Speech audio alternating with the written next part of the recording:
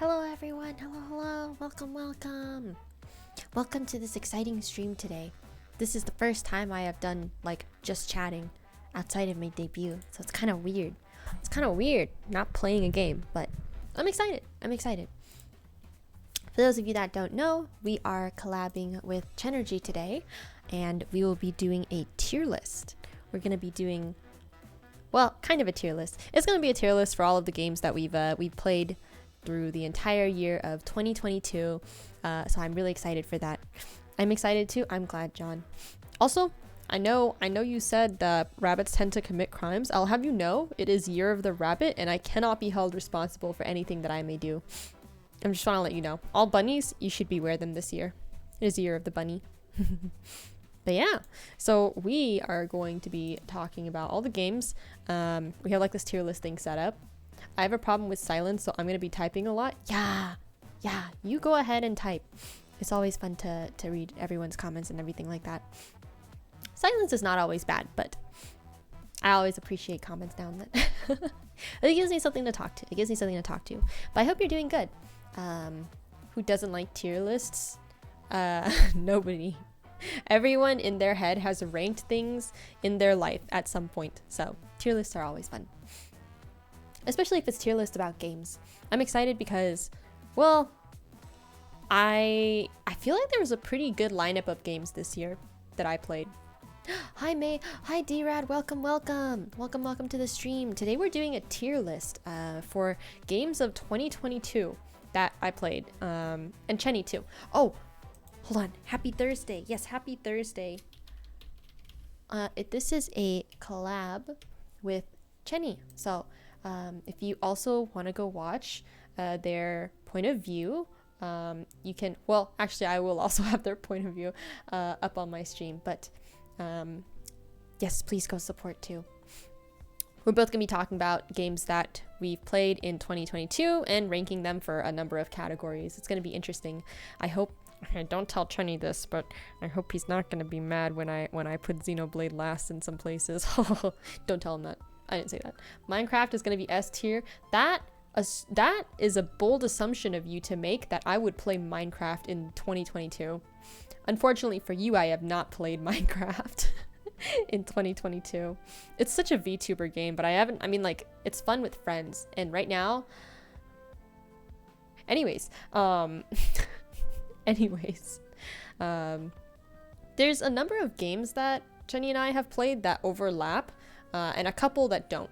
So for the ones that don't, I'm gonna try to be as objective as possible. But you know how he is about Xenoblade, so don't tell him I'm ranking Xenoblade lower than the other games that I love. But I hope you're all doing good. Yeah, it's yeah. Anyways, yeah, but oh, Noah fanboy. Yeah, he's a big fanboy. Of Xenoblade. It's interesting. It's interesting. I'm not a Xenoblade person. I tried playing it once. I think I just never got the time to. It's gonna be like the Halo fans that rank every game of the year. He was actually really upset that Xenoblade didn't win anything at the actual Game Awards this year. He's like, Xenoblade got nominated for a couple categories, didn't get anything. Very, very sad, very sad. I guess it's still a little bit too niche. I'm not really sure. I actually am also rather surprised that there wasn't anything. I sense a weakness. But yeah, or at least for me, I have a couple of games that I will gush about. Hello ZX, welcome. How are your games going? I haven't had the chance to stop by because I've been busy trying to set up what this stream is currently going to be, but welcome. I hope you're ready for horrible takes, because that's what this stream is going to be. Chenny and I will be ranking our games that we played in 2022. For humor and comedy, The Good Doctor. Yes, Dr. ZX. But yeah, games of 2022. Not necessarily like games that came out this year, but just games that we've played. Because we played a number of games this year. Both overlapping games and non-overlapping. It's going to be really interesting. Yeah, I don't know. Some things are kind of hard to rank. I'm not gonna lie. But it'll be an interesting collab. Now everyone's played Pac-Man. Not this year. I haven't. Not this year. I only found out recently, John. Places an S tier casually. No, no, no, no. I actually found out recently from somebody that there's like a Pac-Man version of like you know how Tetris has like a modernized version like Tetris 99? There's like a Pac-Man version too. And that's crazy to me. I'm like, wow. Where's my Super Puzzle Fighter Turbo remake? Pac-Man is a great game and should be played every year. Pack Attack? Pack Attack? What on earth? Hey, did you ever? Oh, that brings me back. I used to have like this Game Boy game that was like Namco Museum or something like that, and it had all of these smaller like arcade games on. I love that thing so much. I'm obsessed with Pac-Man. Do you play anything else that's like Pac-Man, John? Like kind of like Pack Attack is the Tetris Pac-Man? I'll have to look it up. I don't think I really like Pac-Man that much. I think it gave me anxiety. In the same way that, like, do you know Dig Dug? Dig Dug also gave me anxiety when I was a kid playing that. I'm just like, oh, being chased. I hate that. I hate that.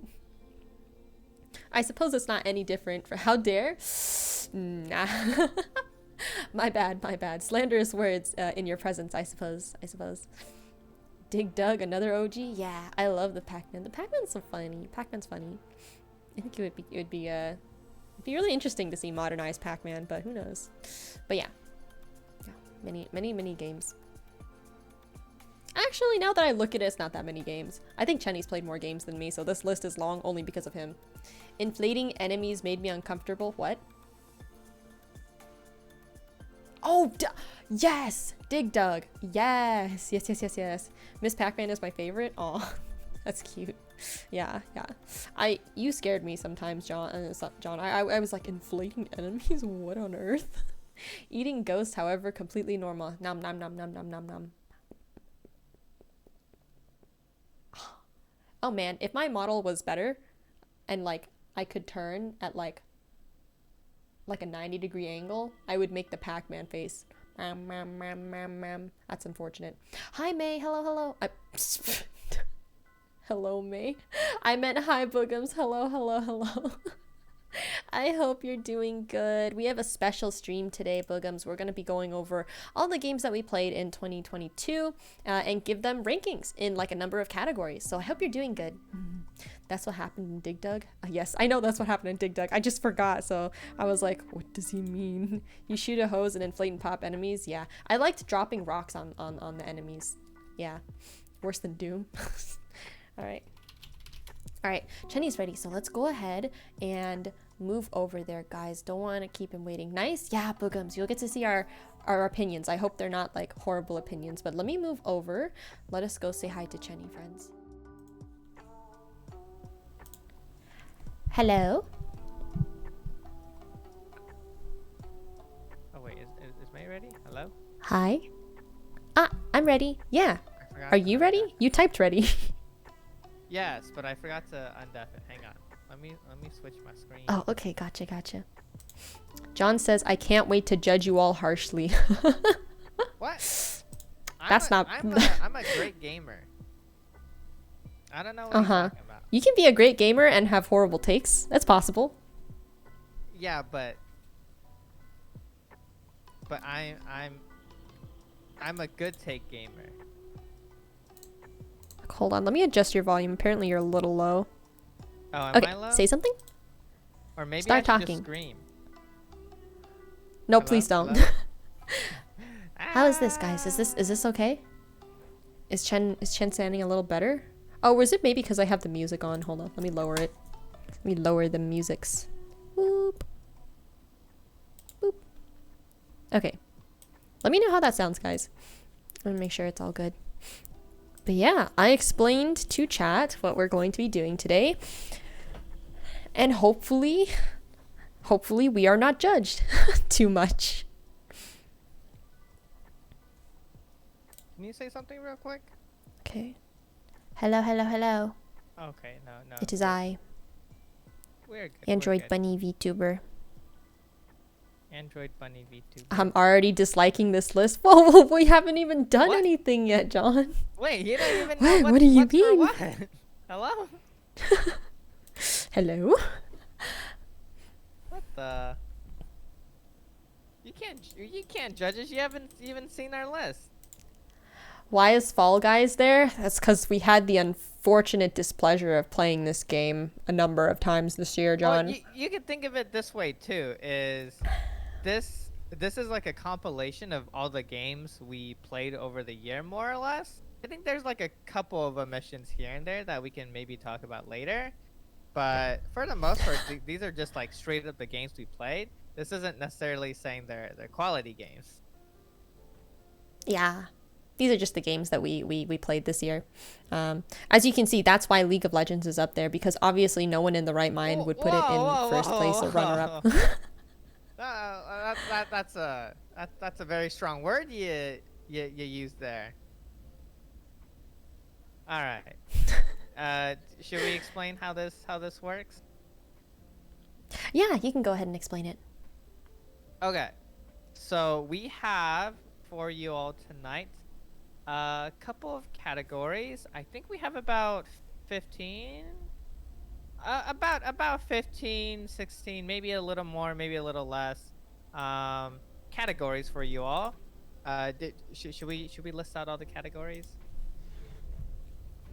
Yeah, okay. Yeah, no, we can list the categories. Okay. Yeah, so our Game of the Year categories for tonight are action, multiplayer, a classic, cooperative, two-player co-op, puzzle, indie, soundtrack, art, free-to-play, adventure, story, casual, disappointing game, RPG, FPS, and then the overall game of the year for us. So those are our categories. I didn't count how many there were, but I'm pretty sure it's about like 15. Disappointing game? Yes. Yes, disappointing game. Yeah. We're going to have a fun time, guys, because we're also, as you can see from, the tier list here, the way we're going to rank them is, what we have for first place, so game of the year for that category, and then we'll have runner up, makes sense, first, second place, and then we'll have last place. This is going to be whatever we felt was the worst in their category. And then, of course, you'll see the nominees as we talk through them. Yep. And yeah, it should be a pretty chill stream, or a pretty fun stream. And yeah, you can yell at us if you think we have terrible taste in video games. I think someone is already there.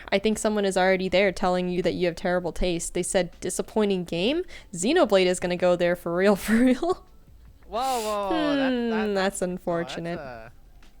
We'll see. That's a strong word. Okay. We'll see how it goes. Shall we start? Oh yeah, I'm ready. All right, so for the first category, we've got action. Do you want to list out the nominees that we have? Yeah, sure. The nominees for Action Game of the Year are... let me get the list. Bayonetta 3, Bayonetta 2, Neon White. Where's Neon White? Spider-Man, PS4.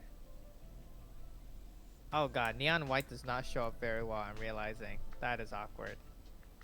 I'm sorry, Neon White. It is very neon Hades. black right now against the background. That is so awkward. It's it's too late fine. to fix it. We'll but it's live. fine. We'll live. We'll live. Neon White will be there in spirit. So those are 5 nominees. And yeah, do you want to go do you want to go Yeah, first? let's go from left to right, and we'll talk about like what these games are. Actually, Okay. for let's do, because Bayonetta 2 and 3 are kind of, they're the same series. So let's start with Bayonetta 2. How about, do you want to give the synopsis for Bayonetta 2 since you were the one that played it this year? Sure. Yeah, Bayonetta 2 is the second game in the Bayonetta series. It follows up, uh, obviously, the first game of Bayonetta, and you're picking up basically exactly where you left off of Bayonetta, and you're progressing through a story where you meet up with this magical kid, who we won't elaborate on, but you're ultimately trying to like make your way up a mountain, unravel the mystery of the game, while playing through your standard Bayonetta action hack and slash combo system that's very satisfying. And yeah, it's basically Bayonetta. It was very fun, and yeah, that was Bayonetta 2. I don't know if you have anything to add on to that. Yeah, I see John in the chat says lore, and the funny thing about Bayonetta games is that there is no. The plot for Bayonetta games are definitely super wacky, and really, really odd. So I don't think it'd be easy to explain. It's more about the gameplay that is what catches people a lot, and the style. So yeah, that's what Bayonetta 2's got going for it. How did we want to do this next part? Did you want Did you want to talk we about go through the rest of the Bayonetta games, 3? right? Yeah, okay. So just to give everyone context, Bayonetta 3 was announced in 2017, and for 5 years, for 5 whole years, there was like no content whatsoever to be shown from it. And I've been waiting for a very, very long time for Bayonetta 3 to release. We had the pleasure of playing it because it released this year, and it is very much the same in terms of style and the plot. And by that I mean that the plot's very wonky, and the gameplay is the same system, except a couple of different things revamped here and there. But yeah, that's Bayonetta 3. Cool. All right. And then we can gloss over Neon White. And Neon White was an indie game that came out this year. It was actually the studio's first game, and it's basically a speedrunning game where you pick up cars that act both as guns and special abilities such as like a bomb or jumping, but it's super concise on what it sets out to do. It literally just creates 100 levels that they want you to speedrun in, and they also give you some variety in terms of how you can go about the levels. It's super quick, super fast, super fun, and that's Neon White. All right. And the last thing that we have in this category for nominees for best action game of last year, technically now, last year that we played is Hades. There's so much to say about Hades as a game, but it is essentially a roguelite made by Supergiant Games. They did Transistor and Bastion before, so always a pleasure to see some content from them. Hades 2 was just announced recently, but in Hades 1, yes, John, everyone was hot. Everyone was hot in that game. True. Everyone was hot in that game, and the plot for Hades was that you were trying to fight your way out of the underworld in resistance against your dad, because you are an edgy teenager and you want to escape. I don't want to spoil too much about it because I'm sure we both have things to say after we rank our games within this category. But after that, we can talk about what we liked and disliked. And then, also just real quick, we also didn't talk about Spider-Man, I think. But Spider-Man came out, I guess a while ago at this point. I forget what year Spider-Man came out. But it came out on the PS4. It recently got ported over to Steam and the PC, which was really awesome to see. But Spider-Man was a really good game. I feel like you always hear people complimenting its swinging physics. It is kind of like beat 'em up style combo based like Bayonetta, and the fighting and the swing and everything is just very fluid. And for lack of better words, it makes you feel like Spider-Man, and it's very good. So It was that's definitely Spider-Man. really satisfying. All right. All right. Yeah, did we want to move on to where we would actually place all of our nominees for this category?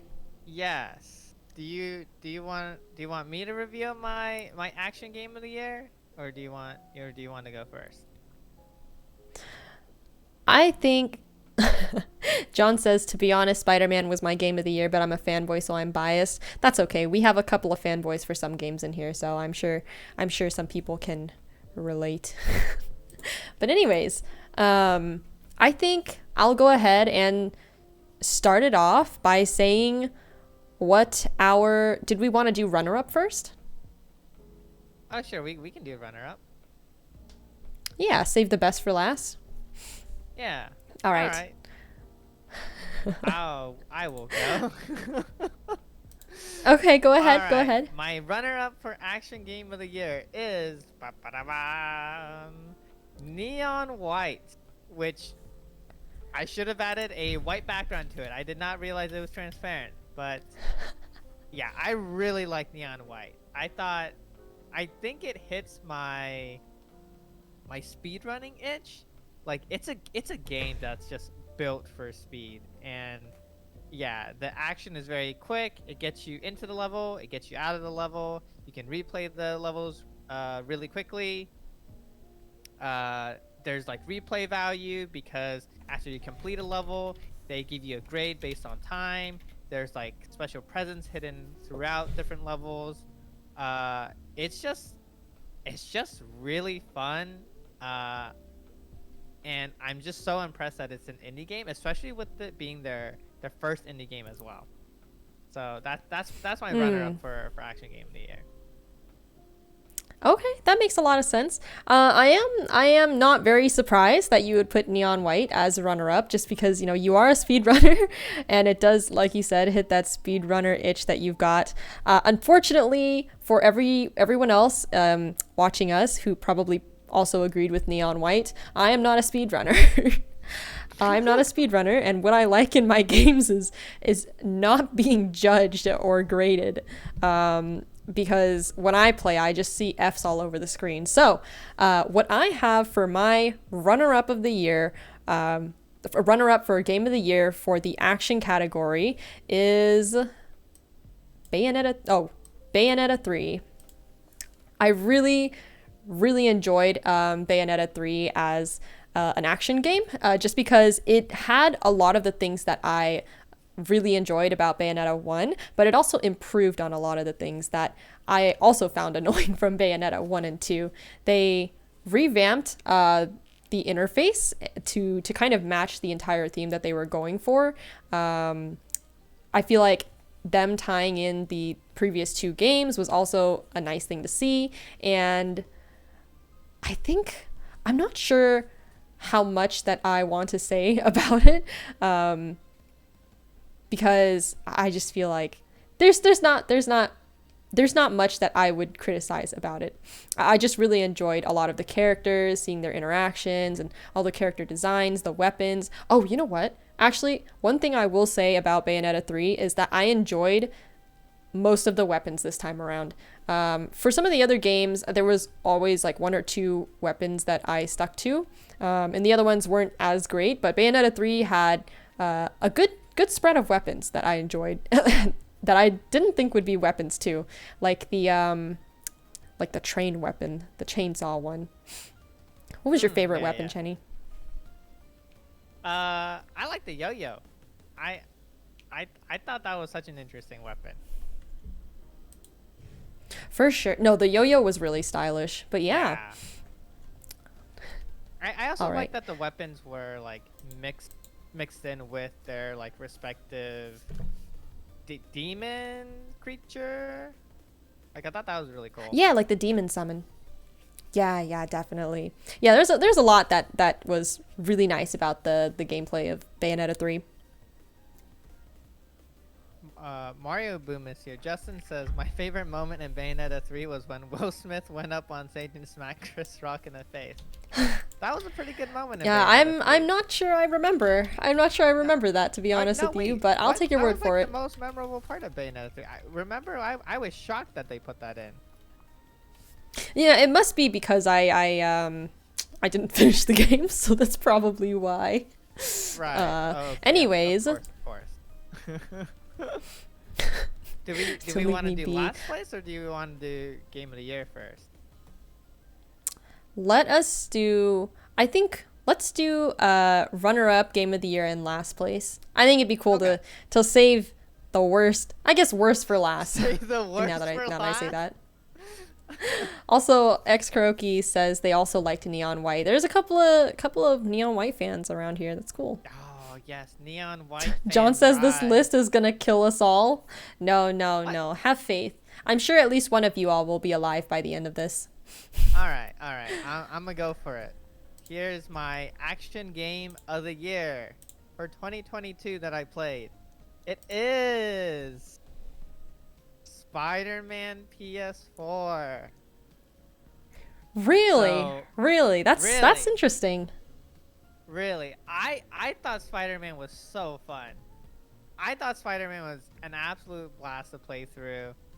As a kid, I think I talked about this a little bit before, but yeah, as a kid I played Spider-Man. I think it was Spider-Man 2 on the GameCube. And as a kid, I thought, oh man, this game is so realistic. I really feel like Spider-Man. Oh, the swing is great.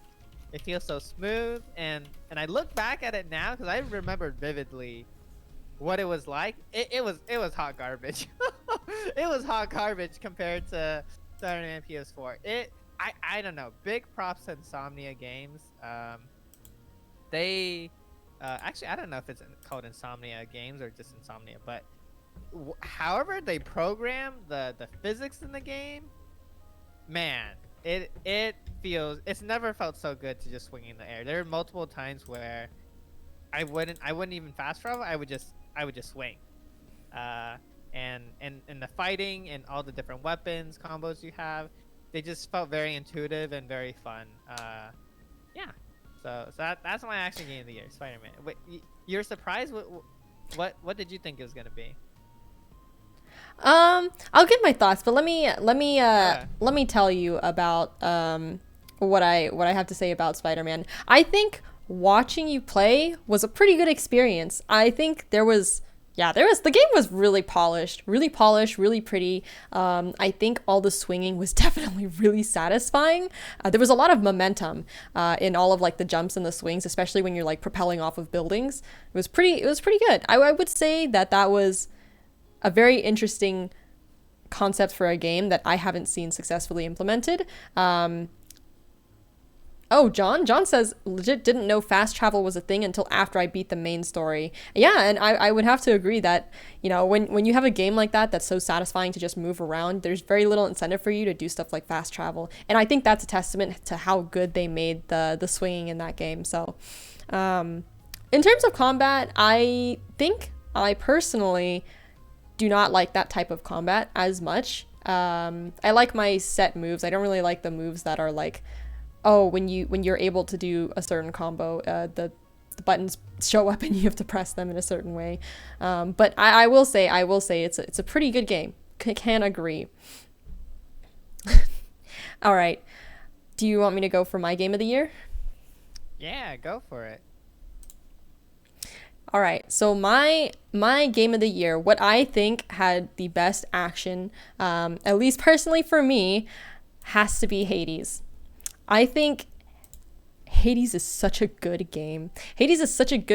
And I think the way that they built up their system was pretty well. It feels very progressive in the sense that, like, you know, after every death, you can things change very subtly, but in small ways that don't leave you with whiplash, or they don't overload you with too much information like certain games. Persona 5 Royal. But I don't have too much to say about Hades. I just really enjoyed the experience I had with it.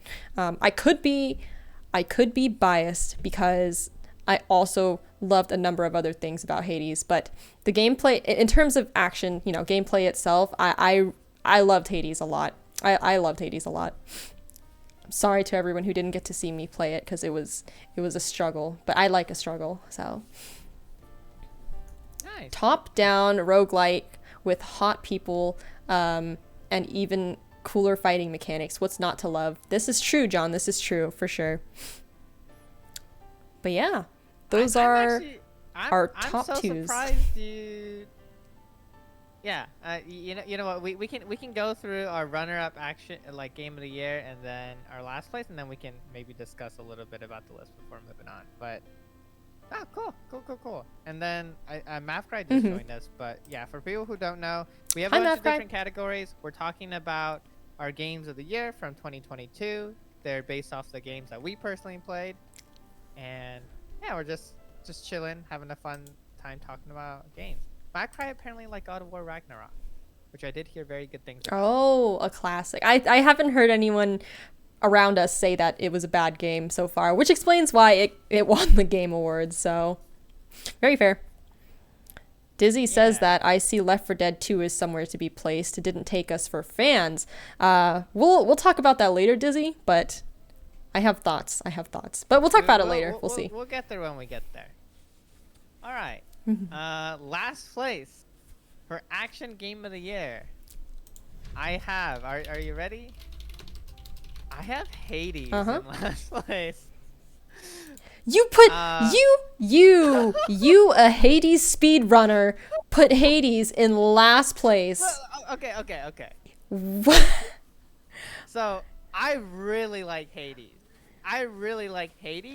But I think when I thought about it, I think as for like Action Game of the Year though, I think I would put the other games in front of Hades.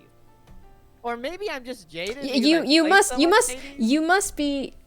No. I know what this is. I think your head's a little screwed around probably from hitting your head so many times against your Hades PB. So that's probably what it is.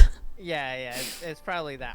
I will say, like, throughout this list, sometimes it was hard to distinguish games that I've played like a ton, like Hades, and like games that I more recently played this year. So I don't know. Maybe that's affecting my noggin a bit, but yeah, I don't know. I enjoyed playing Bayonetta's both 2 and 3 a lot this year. Oh, okay. I see. So let me move on to my last place nominee for Action Game of the Year. Do you have any guesses? Does anyone have any guesses as to what I think is going to be in last place? Oh, John says, I genuinely think speedrunning ruins the experience that you can have with the game. I see. All right, Chenny, do you have any guesses as to what I think was the worst game? For me? Mm-hmm. I think it's Neon White. You think I would pick Neon White? Okay. Well, yes. Let's see. I'll have you know that what I thought was the worst game of this year was actually Bayonetta 2. Oh, now, okay. I think it's because I loved Bayonetta 1 so much that I didn't like Bayonetta 2 as much. Now, like, I am a Bayonetta fan, but in terms of the gameplay for 2, I really disliked it. Not even Witch Mommy could save it. No. I really disliked Bayonetta 2 because I didn't like any of the weapons as compared to 1. I didn't like, the new like climax system. I really missed my torture attack only, and I just felt like there wasn't too much new from it that I hadn't seen before. Some of the things were interesting about it, like that they didn't bring over from Bayo 1. Like some new things from Bayo 2 were really interesting, and I like that they toned down the QTEs, but I think when up against Spider-Man and Neon White, I would probably put Bayonetta 2 last. So it's not necessarily that it's bad, it's just I didn't like it as much as the others. Yeah, and I think we should make this distinction. Last place is not bad, because there are definitely games that we put into these categories that we cut out because we ultimately thought the games you see here are like a cut above all the other games. So yeah, being last place is still really good because it still means you're like in the top 5 out of I think we have about 45 to 50 games on our list here. So yeah, last place is not a bad thing. Unless maybe you're, you know what, we'll get there when we get there. Definitely, for sure. And hello to Jacobus and Sabrina, who have just come in. Thank you for the hydrate. Hi, Jacobus. Hi, Sabrina. But yeah, hope you are doing well. just to catch you guys up on what's going on, we are currently going through our possibly horrible takes about what was our best game of the year for 2022. We have a number of categories, but the first one that we have right here is action. And as you can see, we have very different rankings for what we thought should be game of the year, runner-up, and last place. All right. Are we feeling like really moving on? I think it's funny that you put Hades as the game of the year and I put it at last place. Yeah. Yeah. I'm kind of curious. What did you didn't want to put Bayonetta in any of those? I enjoyed Bayonetta, but I feel like overall as an action package overall, I enjoyed the other games more. I feel like there were okay, that makes parts sense of Bayonetta 2 and 3 that I didn't enjoy so much. I think you mentioned it a little bit when you talked about Bayo 2, and specifically in Bayo 3, I think Justin Mario Bay mentioned it in the chat a little bit, but like I was not a fan of Viola. And I think that tainted my oh, that's true, that's fair, my enjoyment of Bayo 3 just a little bit. But yeah. Yeah. That makes sense. You haven't played Psychonauts, right? Mathcry is talking about Psychonauts.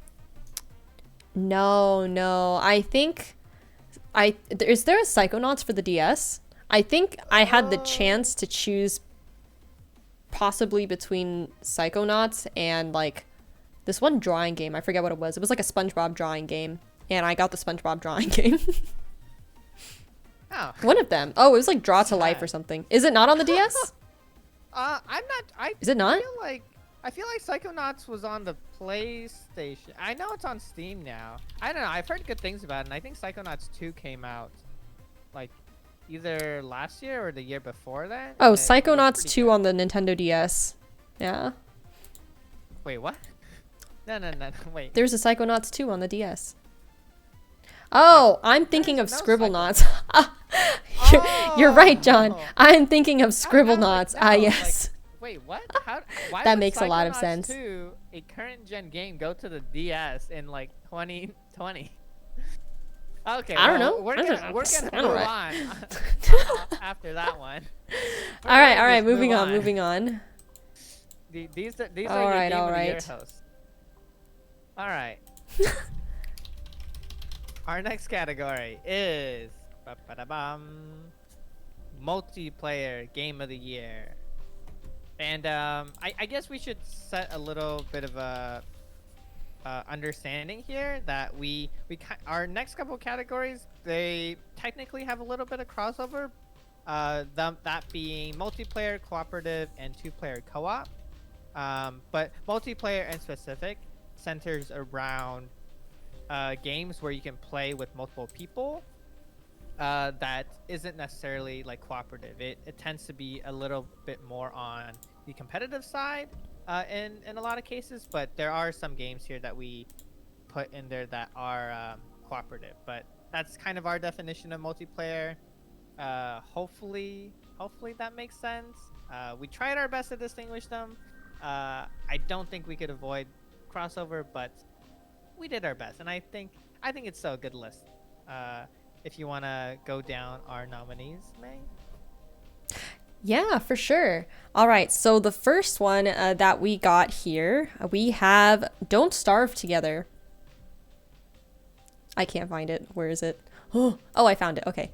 Don't Starve Together is one of our nominees for multiplayer game. The next one of a similar vein, we have Raft.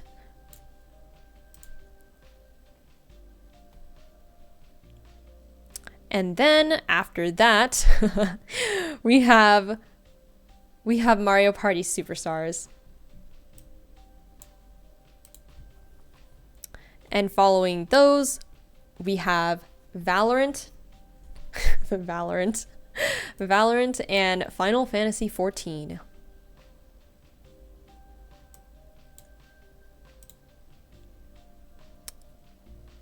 And the last two that I want to throw onto this list are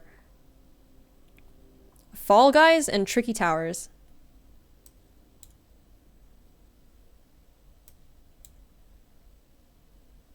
Nice. Yeah, we don't have an MMO section in specific, but we do have Final Fantasy 14 in some of our. We only have Final Fantasy 14 as I think it's the only MMO on our list, right? I think it is actually, yeah. Yeah, I think it is. Okay, Don't Starve. You're missing Valorant. Missing Valorant. And Tricky Towers. Tricky Towers. It is kind of hard to find them, huh? Where is it? For sure. Oh, there it is. I got it. Nice. All right. And I'm thinking maybe this will make it a little easier to go through. Let's talk about the games as we place them. That way we don't like go through all of them and then we talk about them again when we place them. You know what I mean? I think. Oh, okay, that makes sense. All right. Cool. All right. I think I went first last time, right? So how about you go? Yeah, I can definitely go first this time. Okay, so if we're gonna go with runner-up, sorry, runner-up, I think for multiplayer for this year, 2022, in this very, very odd lineup,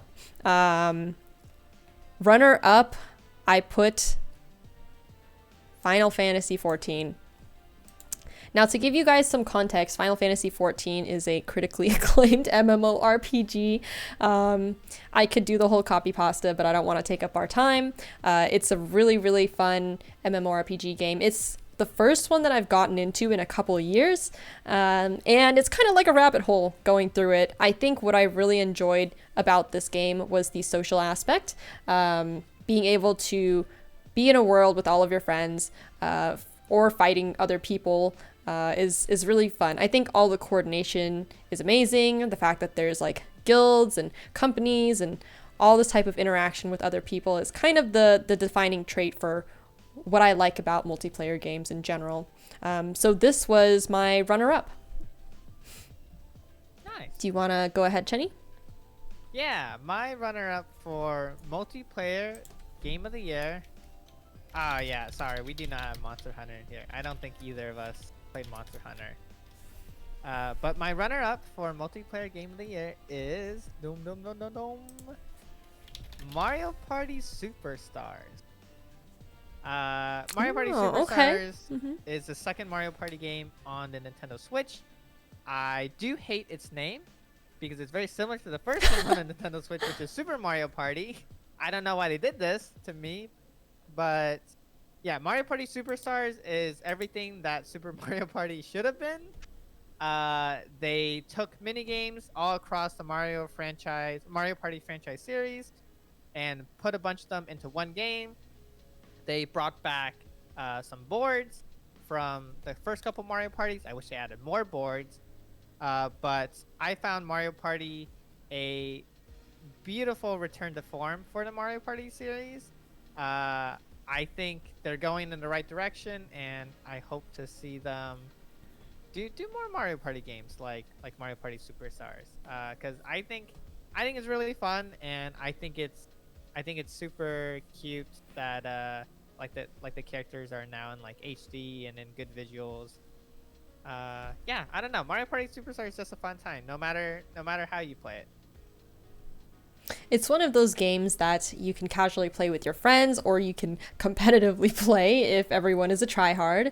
And I think, honestly, I can kind of see why you picked this. And I would agree based on the fact that we did play it a lot this year by virtue of changing up what the goal of the game was. So if you guys don't know, there were a lot of videos coming out that kind of gave you different ways to play Mario Party, and we did a fair amount of those kinds of games. So I did enjoy Super Mario Party. Yeah, I mean Mario Party Superstars. And Can agree. Yeah, I might not have played Mario Party as much as some of the other games on the list, but I feel like I really enjoyed my time when I did play it. So, yeah, I think that's why it's my runner-up. John has a question for you. John says, "Are you implying Mario Party is better than Raft, Valorant, Fall Guys, and Don't Starve combined?" And what do you have to say to that? I say, stay tuned for the list, for the complete list. All right, no all comment. right. I hope you are prepared to get canceled by your chat. We'll see how it goes. Do you want to go ahead and give us the game of the year, Yeah, I can give or last place, whichever one you feel? I think we can stick with our routine of runner-up, game of the year, and then last place. Yeah, my Awesome. multiplayer game of the year. Actually, real quick, what do you think it is? What do I think it is? Let me look at your You list. everyone else in the chat. Between Don't Starve Together, Raft, Fall Guys, Final Fantasy 14, Valorant, and Tricky Towers. This is hard, right? Because I'm biased about a certain couple of games. I think you would put Tricky Towers as game of the year for multiplayer. Okay. Okay. Mm-hmm. Well, you're wrong, because my multiplayer game of the year is Raft. You put Raft. Okay. I did. You want put to tell me Raft. why you feel Yeah, Raft is the greatest? Controversial, to myself, because so yeah, Raft is it's a game. I would compare it to Minecraft, but Minecraft like on water, where you and your friends you start off on a small little raft together, you gather resources, and you build out your raft to be bigger, better, stronger, more advanced. And it has like some kind of story element to it as well, so there's this sense of progression that I like about it more than Minecraft. What makes this controversial for myself, though, is I definitely over the years had a fall in terms of interest with Raft. I feel like once I finished Raft or what was out, I didn't really find as much value in it. But I think this year they came out with their final updates. I think they added a lot of really cool things into the game. And I just think it's a very nice game that you can play with your friends. I think it's kind of easy to play. It's kind of casual and slow paced, so there's room to talk and socialize. I just wish it didn't make me seasick, because I get very motion sick when I play Raft, and it's not a thing that happens to me with a lot of other games. But I think when I like try to take a step back from my personal dislikes of Raft, I feel like, I don't know, I thought it was a really good game, and I kind of wanted to give it to Raft, at least personally.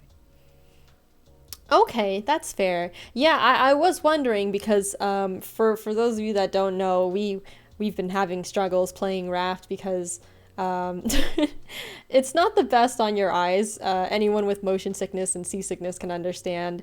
So I but I get it. I get it. Raft is a good game, and that's why I would have to agree with you there and put it in Game of the Year for myself as well. You already know that I played a fair amount of Raft, not just with like you, but also with a couple other groups of friends as well, and I had a heck of a time enjoying it. I think the updates that they made were pretty big updates since the last time that I had to play it, and they somehow managed to make the game still just as interesting as the first time that I got the pleasure to play it. The addition of a lot of different items, aesthetic items, meant that I could really make and personalize rooms within the rafts that I built with my friends, and I think I just really enjoyed the social aspect of Raft along with, the exploration part. So I too would put Raft in Game of the Year for multiplayer. Nice. We agree. We agree. Yeah, I was actually very interested to see how you would react to me putting Wrath for mine, because I don't think you would have expected it from me. Well, John also has experienced the motion sickness before. Yeah, that is one downside to a game like Raft. Definitely, Yeah, because definitely some issues with motion sickness there. I don't get motion sickness from like any other game. It's like just Wrath, and it didn't even used to make me sick. I don't know what they did, but yeah, it makes me sad. All right, I'm gonna do my last place game, and I'm gonna place two games here. I'm gonna place two games You're here putting because two games. Oh. yeah, because Oh, okay. one I don't know how if it counts at all because I didn't really play it, nor did I have too much interest in it either. It's a game that you played way more than me.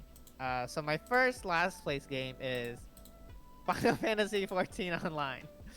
What? I've heard really good What? things about it. Mavtry here is also talking about how out of all of these games, the only game they've played is FF14, and I've only heard good things about it.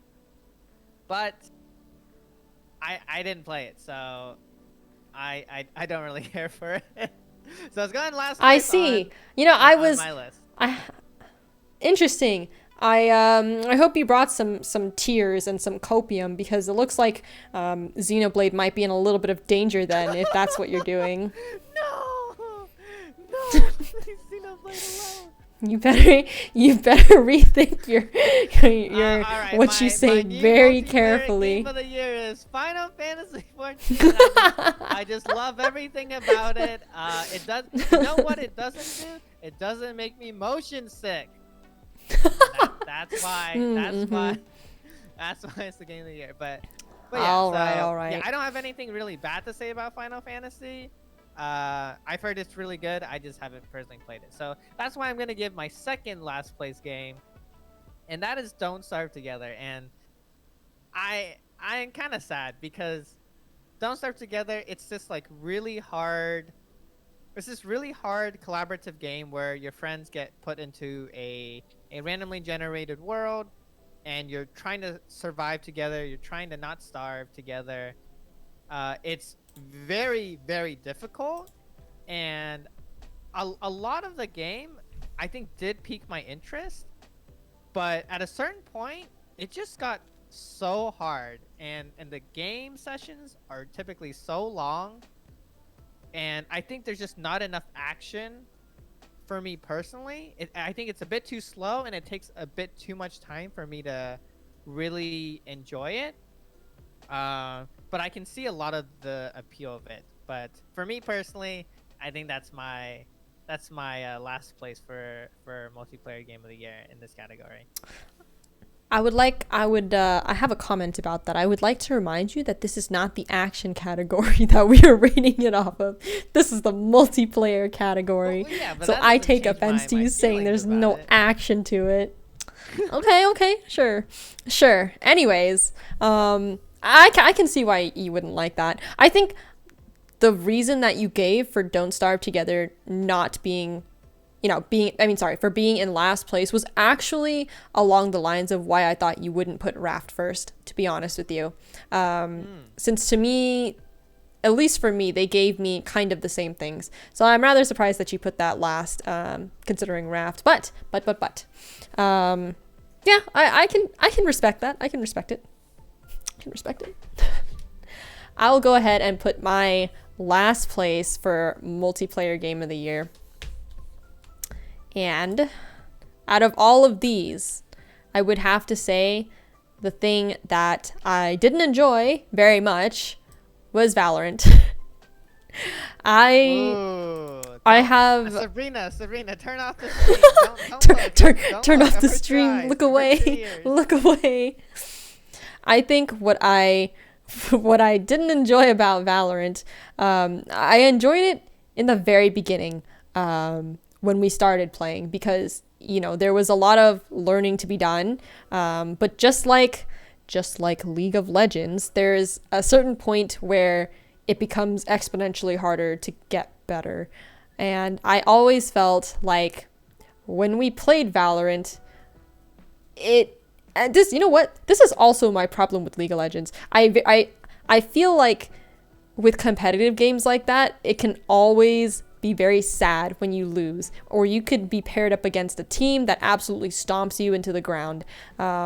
If you and it's hard, right? Because I'm basing this off of multiplayer, and when we play with other people with Valorant, not everyone is the same skill level, so there's a couple problems with that, matchmaking, and whatnot. So I think I would have to put this last. I would have to put this last.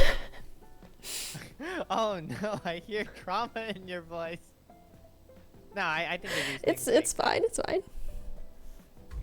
I John says, pretend it didn't happen. Quick hide. Yes.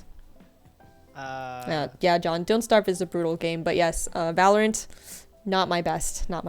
So, yeah. All right.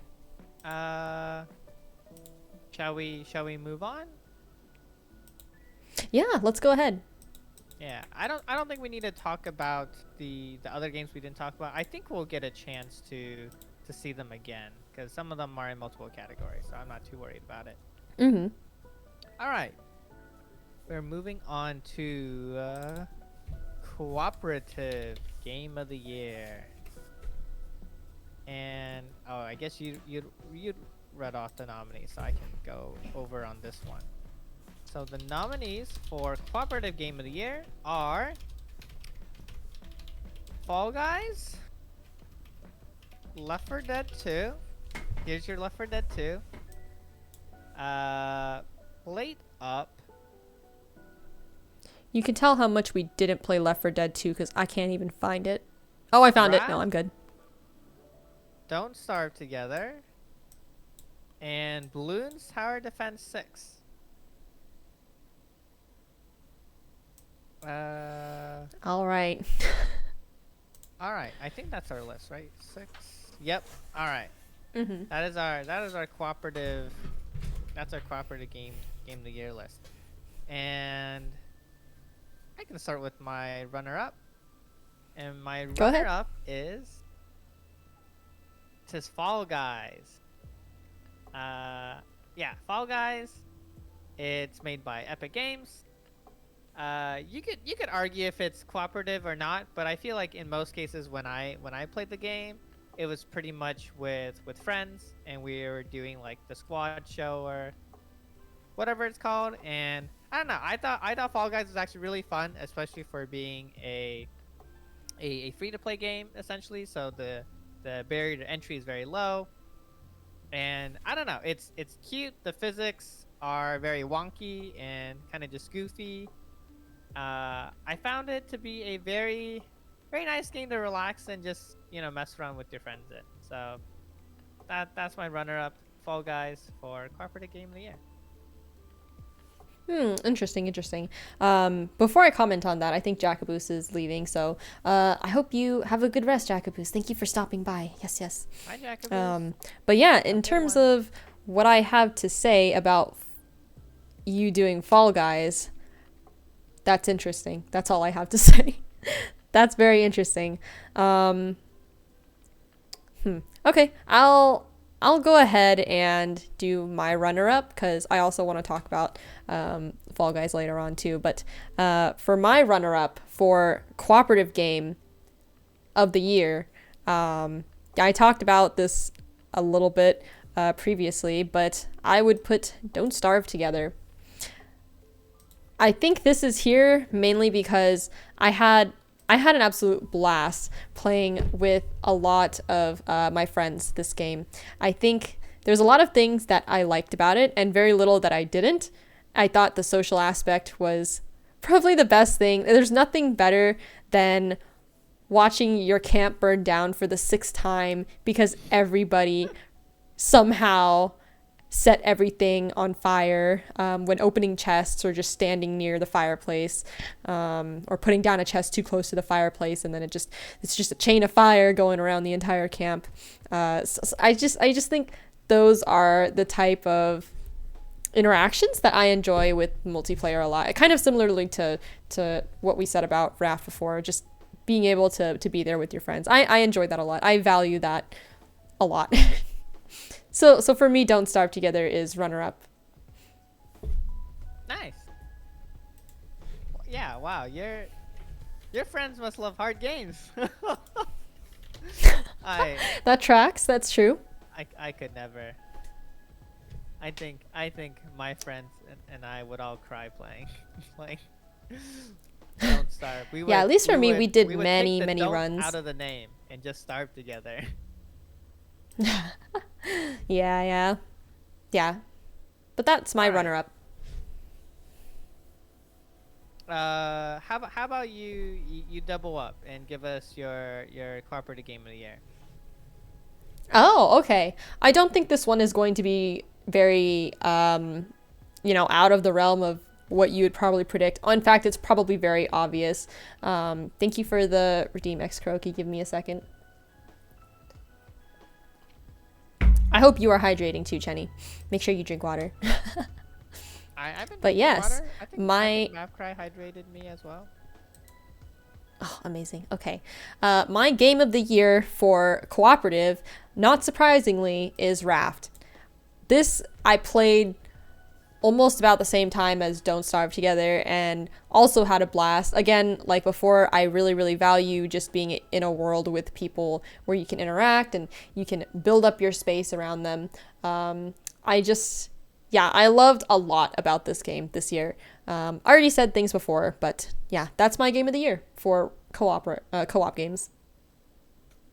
Cool, cool. And I will echo that as it was also my cooperative game of the year. For I don't sure, have yeah. anything to add to that. Raph was really good when I wasn't sick from it. I wish it made me less sick so I could enjoy it more. But yeah, For no, sure, for sure. I think Raph's a really really good time with people. All right. I can go ahead and give my last place, if you want. Go for it. Okay. Last place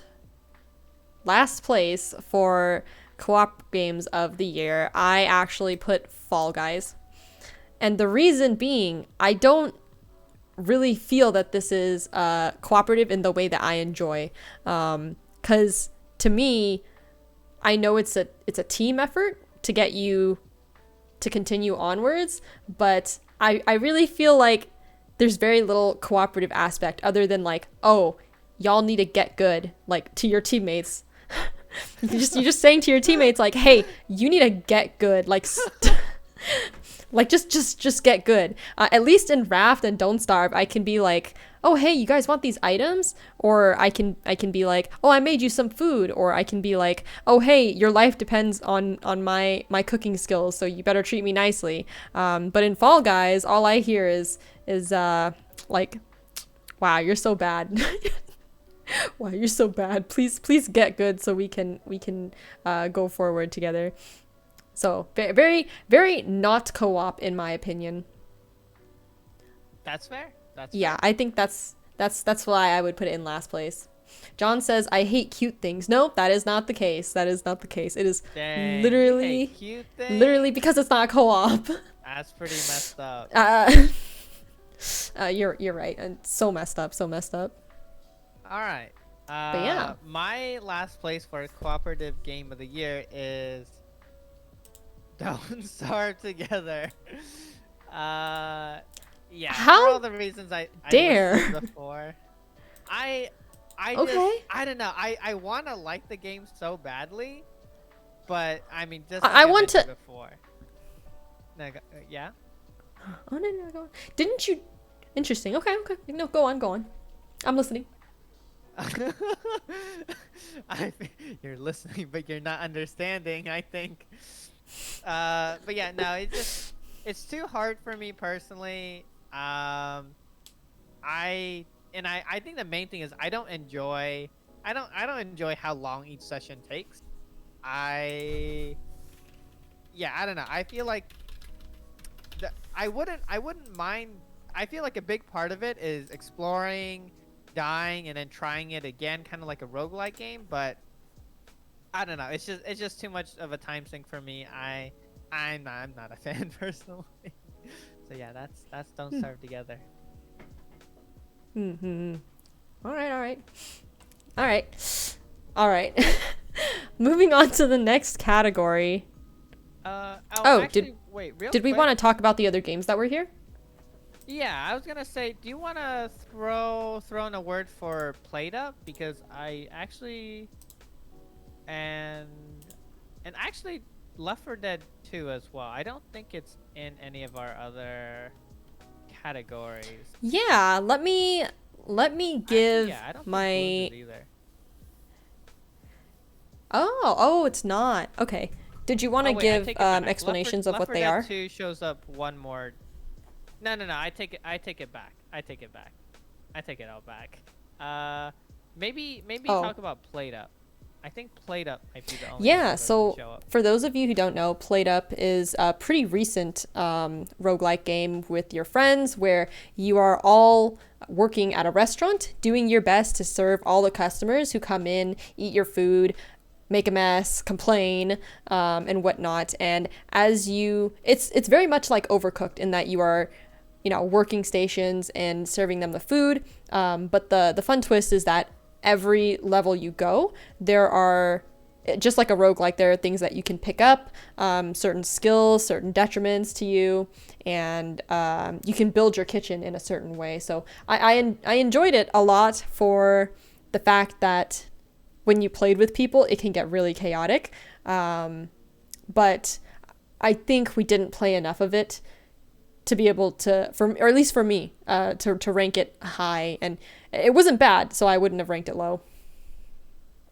No, I think I agree with you. I think, yeah, I give a big shout out to Played Up, but yeah, like you said, I also don't think I played it enough to rank it as highly. And yeah, it's basically Overcooked, but it's hard. And yeah, I John wish I John wish I says played more of it. It, retail it actually worker gets simulator. really hard. Yeah, I'm sorry, I fixed it. Did I fix it? No, I didn't fix it. I'm sorry, it was a bad habit. There we go. Right? All right. Yeah, Played Up. It's like Overcooked, but it's so hard. It's so hard. I feel like we didn't even make it very far when we did give it a shot. But yeah, no, it was good. I enjoyed it. Yeah. John All says right. it's a retail worker simulator. Minimum wage employee simulator where all the customers complain to you. That's true. Yeah, and they're very impatient. They're very impatient. I For think sure. Macri said they also Did you want to played talk it. about? No, what was that? No. Go on. Oh. Mavcry was talking about apparently there's a windstorm level and everything was blown around. Oh wait, maybe it was. I think that Overcooked might be you're thinking about. Overcooked. That might be Overcooked. That might be Overcooked. But they're both good games. They're both good games. All right. Alrighty. What were you gonna say? Otherwise, we can move on to the next category. Oh, okay. Do the others in the nominees list show up in the other ones? Yes, I definitely think we'll have a chance to talk about Left 4 Dead 2, and I think if we don't talk about it later, there will be another chance to talk about Bloom. All right, let's go ahead and move on to the next category then. And what is that? The next category that we've got for you all is along the same lines of a co-op. We have two-player co-op. So this is very specific to games that are two-player and cooperative. Hold on, let me update the category. Two-player co-op. I got Kirby in the Forgotten Land, Fog, Little Big Planet 3, Cuphead, Pode, and maybe controversial, maybe not, but Pokemon Fire Red and Leaf Green, because we played it as a Soul Link. Oh, Mavcry is hopping off for the night. Have a good rest of your night, Mavcry. All right, bye, Mavcry. Thanks for chatting about all the MMOs games you've played. Yeah, thanks for hanging out. I hope you have a good rest of your night. Okay. But yeah, we did our Soul Link. No Portal 2. Well, we didn't play Portal 2 this year. So as a reminder, these are games that we played specifically this year. If we played Portal 2 this year, I would have definitely put Portal 2 in there, because shout out to Portal 2. It's very good. But yeah, that's why the list might be a little bit scuffed here and there, or it might not make sense. But it's literal games that we played last year in 2022. Okay. But yeah. We did the Soul Link. We're about to finish, and yeah, it was essentially a two-player experience for what we played. Alrighties. All right. Do I get my runner-up first, or do you? You can give your runner-up first. All right. My runner-up for two-player co-op is... Where is it? I'm looking for it in the wrong place. It is Little Big Planet 3. Little Big Planet 3 is a platformer game. It's one of Sony's mascots, kind of, if you will. Sackboy is a super cute little puppet-like creature that you control. It's a platforming game. It's the third entry of the series, and yeah, we actually didn't finish the game. It's on our to-do list to finish, but from what we did play, I really enjoyed Little Big Planet 3, and yeah, no, I thought it had a lot of charm, and I don't know, I thought it was fun, and I think even though we didn't finish it, I think it's a really good game, and I think it makes for a very good two-player co-op experience. Yeah, definitely, for sure. I did enjoy a lot of the aspects of Little Big Planet, and I thought it was really cute. All the story that you went through, for sure. All right, I'll go ahead and give my runner-up for two-player co-op for the year, and I don't know if this is very surprising because, well, I suppose not too many people would be familiar with my Twitter timeline, but my entire timeline is riddled with Kirby. So this would be my runner-up for two-player game of the year. I really, really enjoyed playing Kirby in the Forgotten Land. It was a really good experience. I enjoyed a lot of the different abilities that you could have, the fact that you could level them up, and just, it's just a really cute game overall. Also, the bosses were really fun. The bosses were fun, and from what I could see, the gameplay was pretty good. Kirby is universal. This is true. But yeah, do you want to go ahead and give your game of the year? Yes, my game of the year, piggybacking off of you, is in fact Kirby and the Forgotten Land. Uh, yeah, no, Kirby I thought was a really good game, especially for it being, I think technically, no, I think it was Kirby's first 3D game. Not, I guess taking out like things like Kirby Air Rider and some stuff like that, but yeah, no, I thought Kirby was a really good game.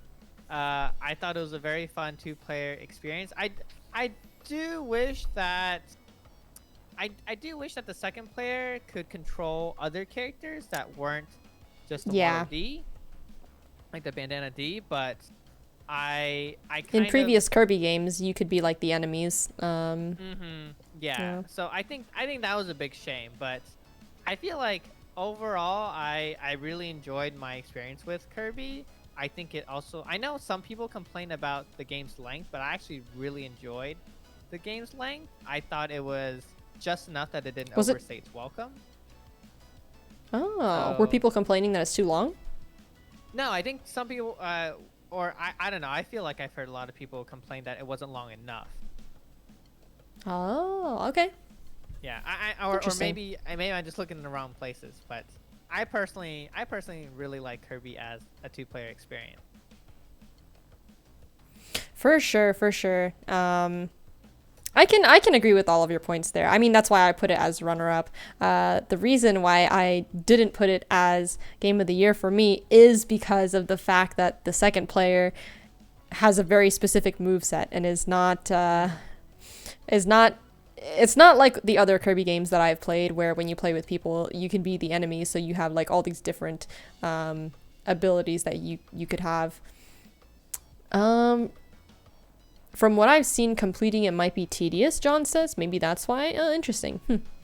But yeah, on that note, since Kirby is my runner-up and not my game of the year, what I actually put for game of the year is Cuphead. We played this game for the very first time a couple years back and reran it on expert mode this year. And I think the reason why I put this up here was because I genuinely had a really fun time with how hard it was. And maybe it's the speedrunner in you that, I don't know, you wouldn't put it that high, but I really enjoyed how hard the game was, and kind of that feeling of adrenaline trying to complete the levels together. I really liked the fact that we could save each other, and that there were a couple of levels where we're just like, please just finish the level for me. From either of us. So I enjoyed it. It was a challenge and it was really fun. I didn't expect to like replaying the entire game on expert mode as much as I did, but I had a blast playing it, and it felt really rewarding to complete every level and eventually completing the entire game. I look forward to the DLC. You're surprised I put Cuphead. Interesting. Well, I think I wasn't surprised once I saw Kirby as runner-up. But yeah, no. I think Cuphead. I think you brought up a lot of good points. Yeah, no, I agree. I just thought Cuphead was kind of sad sometimes, because yeah, sometimes you would get stuck on levels, and it was pretty brutally hard. But I will agree with you that it was very satisfying, and we definitely popped off at times when we finished it. Yeah, no, I think no, that's why. I think I didn't take the losses as hard, and I enjoyed like the feeling of finishing the level. Maybe it's the Okay. speedrunner in you. You're too used to you're too Yeah, used I to got it. sad. I got sad when we lost. Oh Not enough no. copium. All right. Also, Little Potato has just joined. Hello, Tato. Welcome, welcome. We are rating Welcome, our Potato. games of the year for certain categories. Oh, But yeah, thanks for do you the want to nice go with your compliment. last place, Chenny? Yeah. Yeah, May made very nice stream layouts for herself and myself. But you know what was Yeah, not if as you want to nice? peep the the one I made for Chenergy, you can go over to their stream as well. They have it there Mae's as well. look nicer. Yes. Stay over there. Oh my god, Alchemic, thank you so much for the raid. I appreciate you so much. What were you playing? Were you playing? I forget what you were playing. But welcome to the stream. I am currently doing a collab with Chenergy. We are rating our games of 2022 for a number of categories. But hello to all the raiders. I am your local Android Bunny VTuber, and I'm definitely not going to hack your heart. Nope, so don't worry about that. And this is my collab partner up above. This is Chenergy. So say hi to the chat. Bongo. Yeah. Bongo. We were doing some Genshin. Oh, Genshin. Yes. Makes sense. Hope you had a good time though, and I hope your day has been good. But yeah. If you stick around and you happen to see some possibly horrible takes, I'm sorry. We have a couple of interesting takes about what we think deserves Game of the Year for certain categories. We're currently on Best Two-Player Co-op Games. And so far we have, well, for me, I've put Kirby and the Forgotten Land in second place and Cuphead in first place. And for Chenergy, they have Kirby and the Forgotten Land first place and Little Big Planet second place. How much money did you spend on Genshin? Only $5. That's pretty good. I won't lie. Gacha games are dangerous. I can't pick up a gacha game. It would spiral out of control. Yeah. But yeah, I appreciate you so much for rating. Yes. Genshin is not on our list though. If you like Genshin, you can say it at us. I'll have to apologize. Genshin is not on my list here. I will tell you that I did try it because I thought it was an MMORPG and it was not. And I was very disappointed. That is why I never played it. But yeah. So I guess getting it back to our tier list, Chenny, did you want to talk about what you would throw in last place for a two-player co-op game for Game of the Year? Yes. Last place for two-player co-op games is Pode. And that also makes me sad to say, but yeah, Pode is a two-player co-op game. It's best played with two people. It's designed about it's designed for two players to play, and you play as this cute little light orb ball character and this cute little like more square chunky rock character. And they have a bunch of interesting not portals. They have a lot of interesting mechanics that revolve around using their unique abilities and mixing and matching like different variations and orders of their powers as well. And the art is really cute.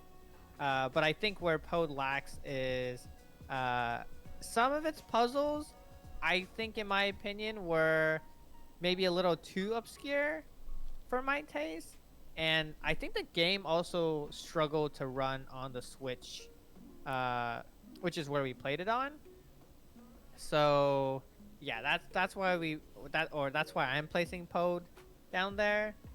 Yeah, it's a really cute game. I think some of the puzzles are actually very, very fun and very, very interesting, and some of the mechanics are really cool. But yeah, compared to everything else, I think I prefer those games over Pode. For sure. And honestly, I would have to agree with you there. I had the exact same experience, maybe because we played it together. So I would also put Pode in last place. As much as I was taken to the aesthetic of the game, I also really disliked the fact that there were puzzles that were too hard or not intuitive enough that we had to look up sometimes how to proceed. I think a game not being intuitive enough is really frustrating when it's a puzzle game. Doubly so for this one, especially when it wasn't able to load some of the levels, or the frames started dropping really badly when certain areas loaded in, like the areas that had water in them. So as pretty as it was, it did kind of ruin the experience a little bit when those things happened. So that would be my reason for last place for Pode. sad pod noises. True, All true. All right. Did you want to maybe give briefs on the others? No, I think we're gonna run into them at least one more time throughout the rest of the list, so I think we're good. All right. All right. Our Moving on then.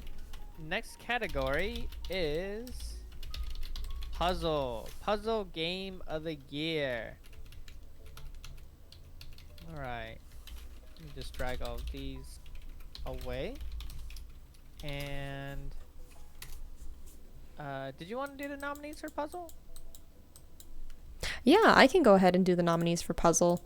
So for this category, we have Cuphead.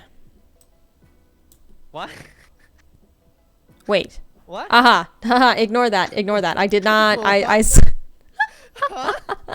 I had to stop because I was like, wait a minute. Cuphead's not a puzzle game. What? Don't worry about it. Sorry. The lines all look very close together for me. It's not Cuphead. It is. It's actually Figment. Woo, Figment. Yeah. No, Cuphead. Don't worry. So on this list we have Figment, and then we have Pod, Fogs, and finally we've got Tricky Towers. Where is Tricky Towers? What? Oh, there it is. Tricky Towers, Tetris 99, and Tetris Effect. My favorite puzzle game, Spider-Man. My bad. Xenoblade But yes, Chronicles we 3 is have my 6 favorite puzzle entries. game of the year. You wish Xenoblade would be nominated for more categories so it would have a better chance of winning. Anyways, yes, there are Tetris versions in here. All right, I'll start us off by going into what I thought was my second best game of this year. So runner-up, what I felt was the runner-up for puzzle games would have to be Tricky Towers. I think I'm biased because I value multiplayer a lot and I had a lot of fun playing with friends. But I also did spend a bit of time playing the endless mode within Tricky Towers, where you just kind of, it's almost like Zen mode in Tetrio, where you just stack things, except yeah, there's like a puzzle version where you do your best to continue stacking with all of the physics. So for people not in the know, Tricky Towers is basically Tetris, but if there was physics. And there's also different abilities that you can use to kind of mess up your opponents or give you a boost in stacking. John says, I agree. I think it's a fun multiplayer and single player game. I think that's exactly why I put it as runner up, John. I really, really enjoyed playing with friends and also being able to play alone at the same time. So this would be my puzzle game. Well, runner up. Yeah. Nice. All right, go ahead. For my runner up puzzle game of the year, it's not something that you played, and that is Fog. Fogs, if you haven't heard of it, I think we mentioned it in the last category, but it didn't get placed anywhere. But Fogs it's a 2-player game, and the puzzles orient around the idea of you and someone else are controlling one dog. Like, think cat dog, but if it was like dog. Frog you dogs. control one cute little hot dog character, and both ends have dog faces on them, and yeah, they can stretch, they can bite things, they can bark, which I thought was really cute. You can bark whenever you want, so the game is just super charming. Fog was just really cute and really fun, and I really enjoyed playing it. Yeah, Fogs, go check out Fogs. It's super cute dog game. If you like dogs, you like 2-player co-op games, yeah, Fogs was really fun. For sure. John says stretchy long dogs with happy mouths. Is that correct? That's pretty accurate. That is basically what Fogs is. Oh, okay, okay. Yeah, I can see why you would put that as runner-up. All right. If you don't mind, I'll go ahead and put my game of the year up for puzzle games. Yeah. Go for it. Let's see. Chen is proving my theory that he values fun romps more than challenging games like May, which is so ironic given the games that we like to stream. That is it's so ironic. I didn't think about that, but you're right, John. It's ironic considering the games that we that we stream. But yeah, okay. It's kind of like play. Yeah. Okay. Yeah, it's kind of like just, play. I'm not sure how to explain it. Or like feelings of fun. No, it's okay. Okay, never mind. I'll explain it later. All right, well, when I can provide you like a textbook definition. May's puzzle game. Moving on. So my puzzle game of the year, and this actually falls right in line with John's most recent theory that was pasted in the chat, but I put Tetris 99 at the top because as you can probably guess, I really did enjoy the challenge of Tetris, and I just really enjoyed Tetris 99. And maybe I also just enjoyed winning. Maybe I enjoyed winning. It's probably the first battle royale game that I really enjoyed. I'm not typically fond of battle royale games. I hate playing against so many other people. But Tetris 99 is pretty different. And when I found it, it was the start of an addiction. It's the start of an addiction. I totally blame this for my movement to Tetrio. But yeah, that would be my game of the year. John says that romp can be, for your information, Chenny, John says that romp can be defined by playing in a childlike manner, energetic and hectic. And Mario Boom says, we got a #1 victory royale. Yeah, Fortnite. No. How about no? How about no? I'll never touch Fortnite, never will. Yeah. Okay, cool. Thank you, John, for definition. I appreciate that. No, you're really good at Tetris, so I'm not surprised by your answer. I, on the other hand, suck at Tetris, and that is why it is not my puzzle game of the year. My puzzle game of the year is it's Tricky Towers. but it's okay. It's Tetris but with physics, which actually I'm pretty bad at physics too. But when you write two negatives, can't cancel out and make a positive. So I don't know. I didn't expect to like Tricky Towers as much as I did. I don't know. Just something about Tetris being mixed in with physics just works, and it's just it's chaotic. It's easy to understand because it's Tetris. But yeah, there's goofiness in it. Sometimes you place a block down, you're like, oh, I can definitely fit in here, and then all of a sudden your whole tower falls down. And I don't know, Tricky Tower is just really fun. So I can agree with that. I really did enjoy Tricky Towers as well. Haikai says Tetris 99 is a great casual entry Tetris game. Yes, it was a good entry game for me, and it's kind of the reason why I got into Tetrio as well. So I did really enjoy Tetris 99, and I can definitely see Tricky Towers. It's my runner-up. I did enjoy that very much as well. We'll move to my last place. Now, I in the spirit of fairness, I didn't want to judge two games that I literally did not ever see or play. So unfortunately Pode gets the second strike for me in last place for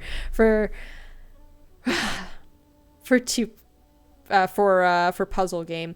I really did not enjoy the puzzles in here in a way that I was hoping to. Honestly, you guys kind of heard what it was like last time, the last category, but I just it wasn't fun. It wasn't entirely fun. But yeah, that's my last.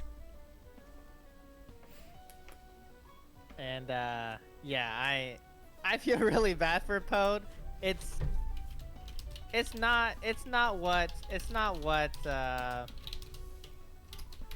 bad as we make it sound. It's not a bad game.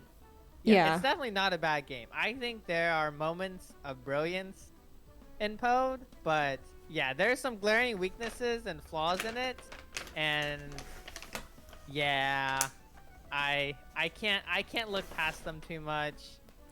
Even though I'm personally not a fan of Tetris like May is, and I'm nowhere near the level of their skill, because I mean May's out here winning first places in Tetris 99.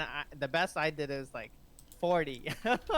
You know, anytime I made the sound noise that you made in top 50, I was like, oh, I'm doing it, and then I would die. But yeah, my last place goes to Pode.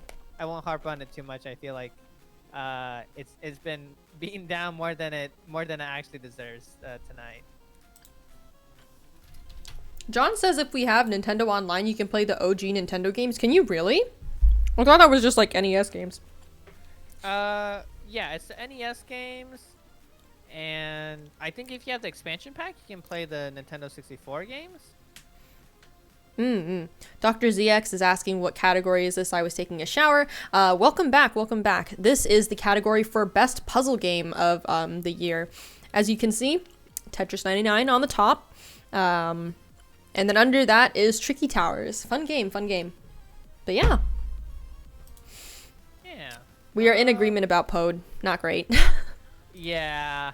It's still a good game.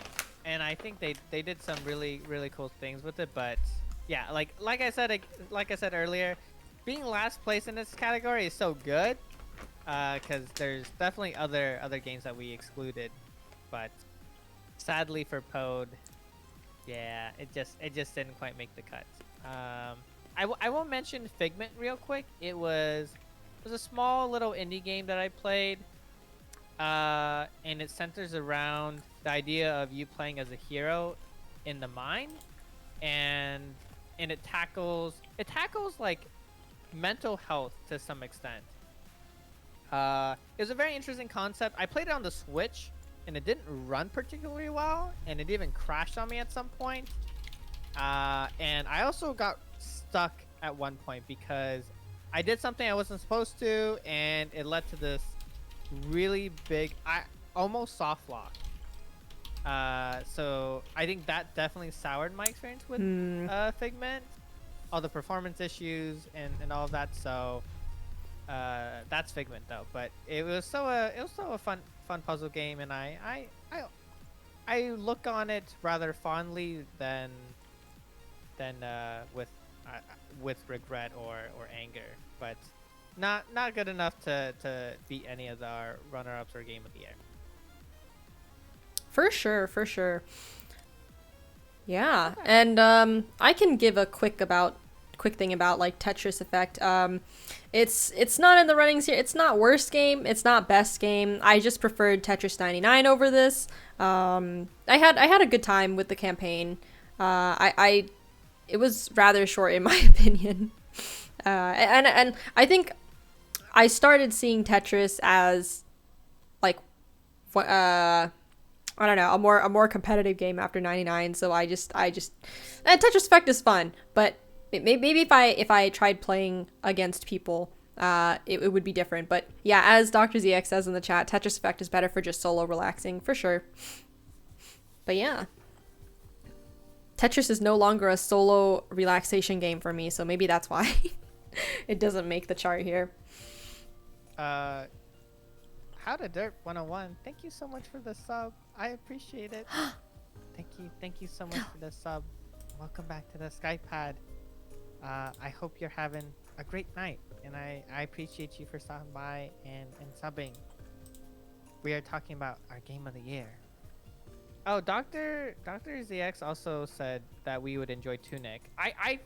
Tunic is on my. You know what? I have that. It's on my wish list. Oh, we both have it on our wish list? Yes. I think I would like Tunic as well. People have suggested the game to me. Oh, I've yeah. heard good things about it. Yes. I definitely want to We'll play look into Tunic. it. We'll look into it. Yeah. That's on my wish list, I think. All right, should we move on But yeah, to moving on to the next category. the next category? Uh-huh. All right. We have this one. Oh, this one is spicy. This one's hard. We have Indie Game of the Year. All right, Indie Game of the Year. So this defines indie studios, typically very small studios of small teams. And the nominees for Indie Game of the Year are let me get rid of all of these. Indie Game of the Year. Oh, someone Your in my nominees- oh. Oh wait, what was that? Mario Boom says, I think we know your game of the year. But go on. We'll have the nominees. Oh, okay. We have Hades. We have Wrath. Cuphead. Turnip Boy amidst tax evasion, making its first appearance of the night. Where'd it go? Death's Door. Where did Death's Door go? Death's Door.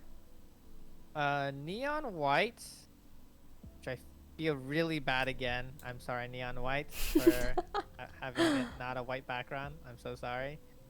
Omori and Alpaca Staka. I love that name. I Alpaca can't even Staka. see it. Where is it? Oh, it's right here. Okay. All right. Yeah, we love our indie games. Did you wanna did you wanna scroll down one? I'm so sorry. I think I accidentally That's okay. You're good now. okay, my bad. No, you're good. Okay. Yeah, I don't know about you, but I had a really hard time with this one. I did too. It's very hard for me. Yeah. All right. Did you want me to go I can first? start us off. No, I Okay, can you go start first, us yeah. off. So my You have something you want to say? My No, go on, for go on. Indie Game of the Year is Cuphead. So, yeah, I don't know. So Okay, that you tracks. you all think you know what my Game of the Year is? Oh, Wait, what was that? No, you're good. Go on. Yeah, no. Cuphead is just super high quality. We played it a while ago, but we picked it back up this year. Like May said, we played it back on Expert. I started speedrunning the game. I'm really proud of like the times I've achieved in the Cuphead speedrun. And I've really enjoyed my time speedrunning a game. It's my second game that I've ever speedrun after Hades. And no, I just really enjoy Cuphead. It's a challenge, but I think it's a challenge I enjoy. For once. Okay. Yeah, John says it's got good replayability. Yeah. Oh, and the art is just beautiful. For Plus sure. artist. I can see why you put it up there. Yeah, I rate Cuphead pretty highly. I had a very good experience with Cuphead in general, and I think it's really, really, really polished for an indie game. Unfortunately for Cuphead, I actually did not put it in runner-up. So what I have for runner-up for indie game is actually Omori. This was really hard for me, but I ultimately decided to put Omori up here because it's about personally my experience with the game, and I really enjoy Omori currently as it is. Haven't finished it yet, so I might like Omori even more. Who knows? It could have possibly been Game of the Year, but it is currently runner up for how it is. I liked everything about the art. the story right now is really interesting, even if it is a little terrifying sometimes. And I think the battle system is really interesting. The combat system, turn-based. I will say it's starting to make me not like turn-based, but I think the emotion system that they've got going on there is super interesting. So I would have to put it runner up. Okay. John says, I agree with Omori, you. more like a worry. No, not like this. Oh, well. All right, go on. I was gonna do my indie game of the year. Oh wait, Mr. Derp says feels bad not having an opinion on any of the games, so I haven't played any of them. That is okay. You don't have to play any of them to hear us geek out about them. I think there might be a couple games on the list. There might be a couple games on here that you might have heard of later. I think there's at least a category if you stick can around, have an there's opinion on. one that you can definitely have an opinion on, Yeah, for sure. Stay tuned. Stay tuned. But anyways, my indie game of the year is dum dum dum. Oh, is it this one? Is it this one? It's wait, I forgot what it was. Hang on. Oh, it's Neon White. Which might be a surprise to y'all. I feel like some of you might have thought Hades, and I'll be honest, Hades was third place for me, and I had a really hard time choosing between those three. I think those three were my definitive like top three, for sure. And I will say I feel a little bad for Cuphead and Hades because you might have all noticed this at some point, but I feel like they're getting robbed a little bit from me personally, just because I've played Hades and Cuphead so much in like the last 2 years, whereas Neon White is a game I only played this year because it came out this year. If you don't know what Neon White is an indie game that is centered First person. all around speedrunning. They made 100 levels. They set out on what they wanted to do, and they made very, very tight, very satisfying levels for you to speedrun. You can pick up cards throughout it. These cards represent guns, and you can use those cards to shoot your guns. They have a certain amount of bullets for each card you pick up. They also double as like abilities, like a double jump or like a bomb, and many other cool things. But yeah, it's got replay valuable or replay value in it, and it's just really fun to play. It's very intuitive, and I really enjoyed my time with Neon White. Okay, yeah, that's definitely fair.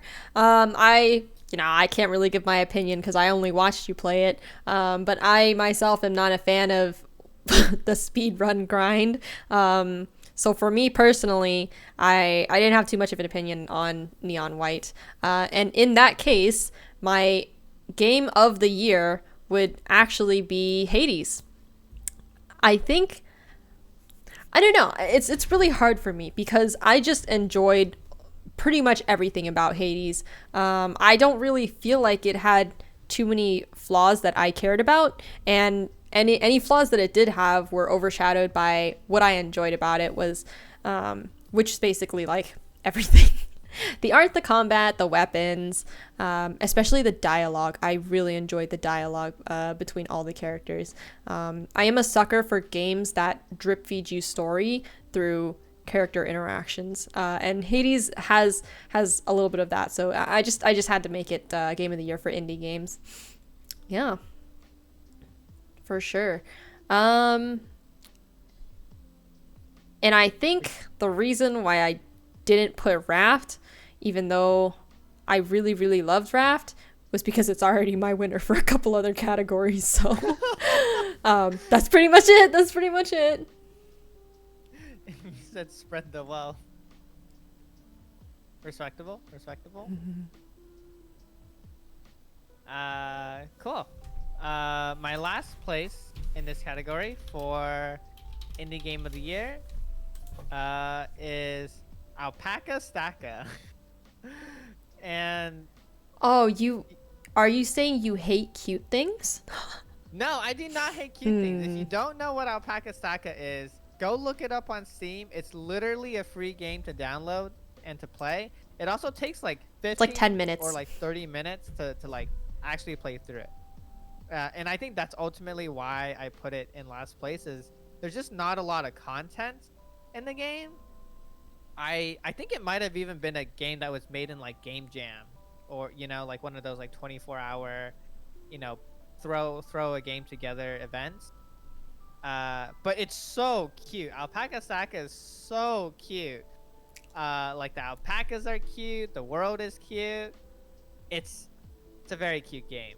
But I think compared to all the other games on the list, there's just not enough content to warrant it a higher spot. But it was a very good indie game that we played this year.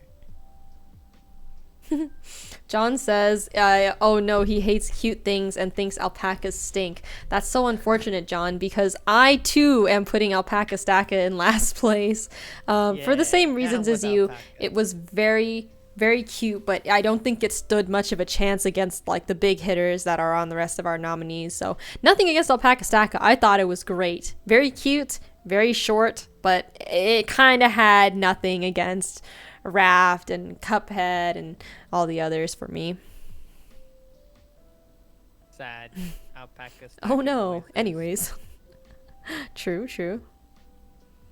I'm trying to see if does that store show up? Oh, that store might not show up anywhere. Oh All no, right. it does. You want to give your spiel on it? No. It actually does. Never mind. I'll take it back. Okay. Does Turnip Boy show up? I don't think Turnip Boy will show up. Yeah, I'll go ahead and talk about it then. So, for those of you who have not heard of or played this game before, Turnip Boy Commits Tax Evasion is a really, really, really good game. I wouldn't say it's the best game, but I will say that it surprised me with the amount of depth that it had, both in like gameplay and in plot as well. It's a really fun game about a turnip that lives in Veggieville, and essentially the premise is that the mayor tells you that you haven't paid your taxes. You haven't paid your taxes, and you're now the mayor's slave, and you have to work for them to pay back all your debt. And the game is it's a roguelike, right? No, it's not a roguelike. It's what is it? What would you characterize it as? I actually don't know. Turnip What Boy? is the category for Turnip Boy? Yeah. It's not a I feel like it's just action, right? I wouldn't say action. It's like the old Legend of Zelda games. I don't know what genre that is. It's like top down, like Hawkeye view. I don't know what you call that. Oh. Kind of like an adventure game, Its tags are indie and adventure, actually. Oh, okay, yeah. So Turnip Boy is a very evil evil character, John says. Turnip Boy is a very cute character. Dungeon crawler? crawler? Yeah, it has dungeon crawling elements, yeah. Yeah, adventure as EX. It says adventure on the Steam page. But yeah. So I enjoyed Turnip Boy a lot. It wasn't best for me, but it definitely wasn't last. Cool. All right. I think we can move on. The next category. Oh no. All right, y'all, it's time. We have soundtrack game of the year. Soundtrack game Best of the year. Oh no. Sad. How I do see I multiverses? Oh, you do see multiverses. Yes, Wait a minute. multiverses is. It will be mentioned in the later category, but not in the soundtrack. It ain't winning any awards. Give for me that. 1 second. I accidentally closed it. That is really unfortunate. Hold on. Oh. We're running into technical difficulties. Not but like this. In the meantime, I will announce. Is it okay if I announce the nominees for the soundtrack game of the year? Oh yeah. I'll catch up. Okay. Your Mm-hmm. nominees for soundtrack game of the year are Omori, Bayonetta 3, Persona 5 Royal. Let's see, Kirby and the Forgotten Land, Tetris Effect. Where is Tetris Effect? 1, 2, 3, 4, 5, and making its first appearance of the night, it's Xenoblade Chronicles 3. Let's go! Yeah, so those are our 6 contestants. May each of them have a fair and equal chance in this very fair and unbiased and prestigious, mind you, game of the year discussion. Ah, Let's yes, for go. sure. Okay, let me check to make sure. Oh, do I need to stream? Is it? Hold on. You okay? Okay, I need to. Yeah, I need to. Hold on, I need to share on Vito again.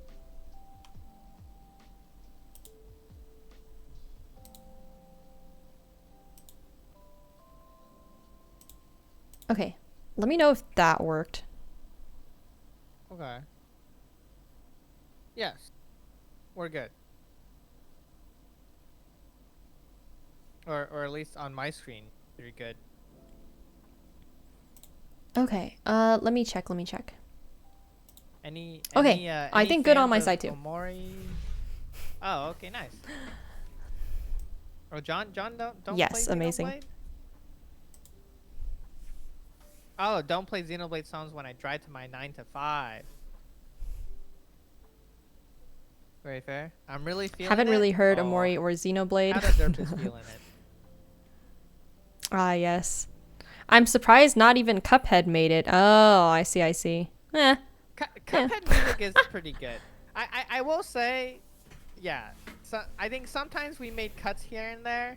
Uh, yeah. I think at the end of the day, I think at the end of today, don't take our list too much for like, oh, this is like definitive or like it's to like start arguments.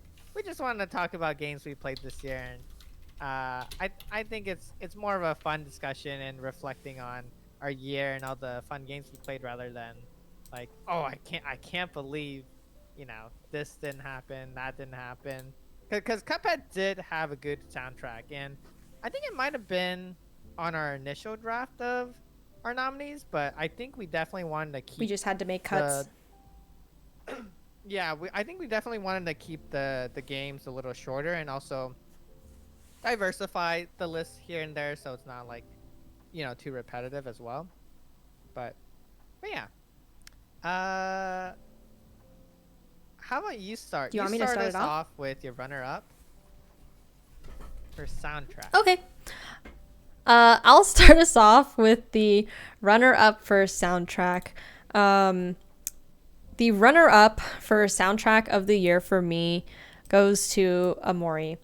And this is because throughout the entire game, I think I really enjoyed all of the music, especially the songs that would play during the battle scenes.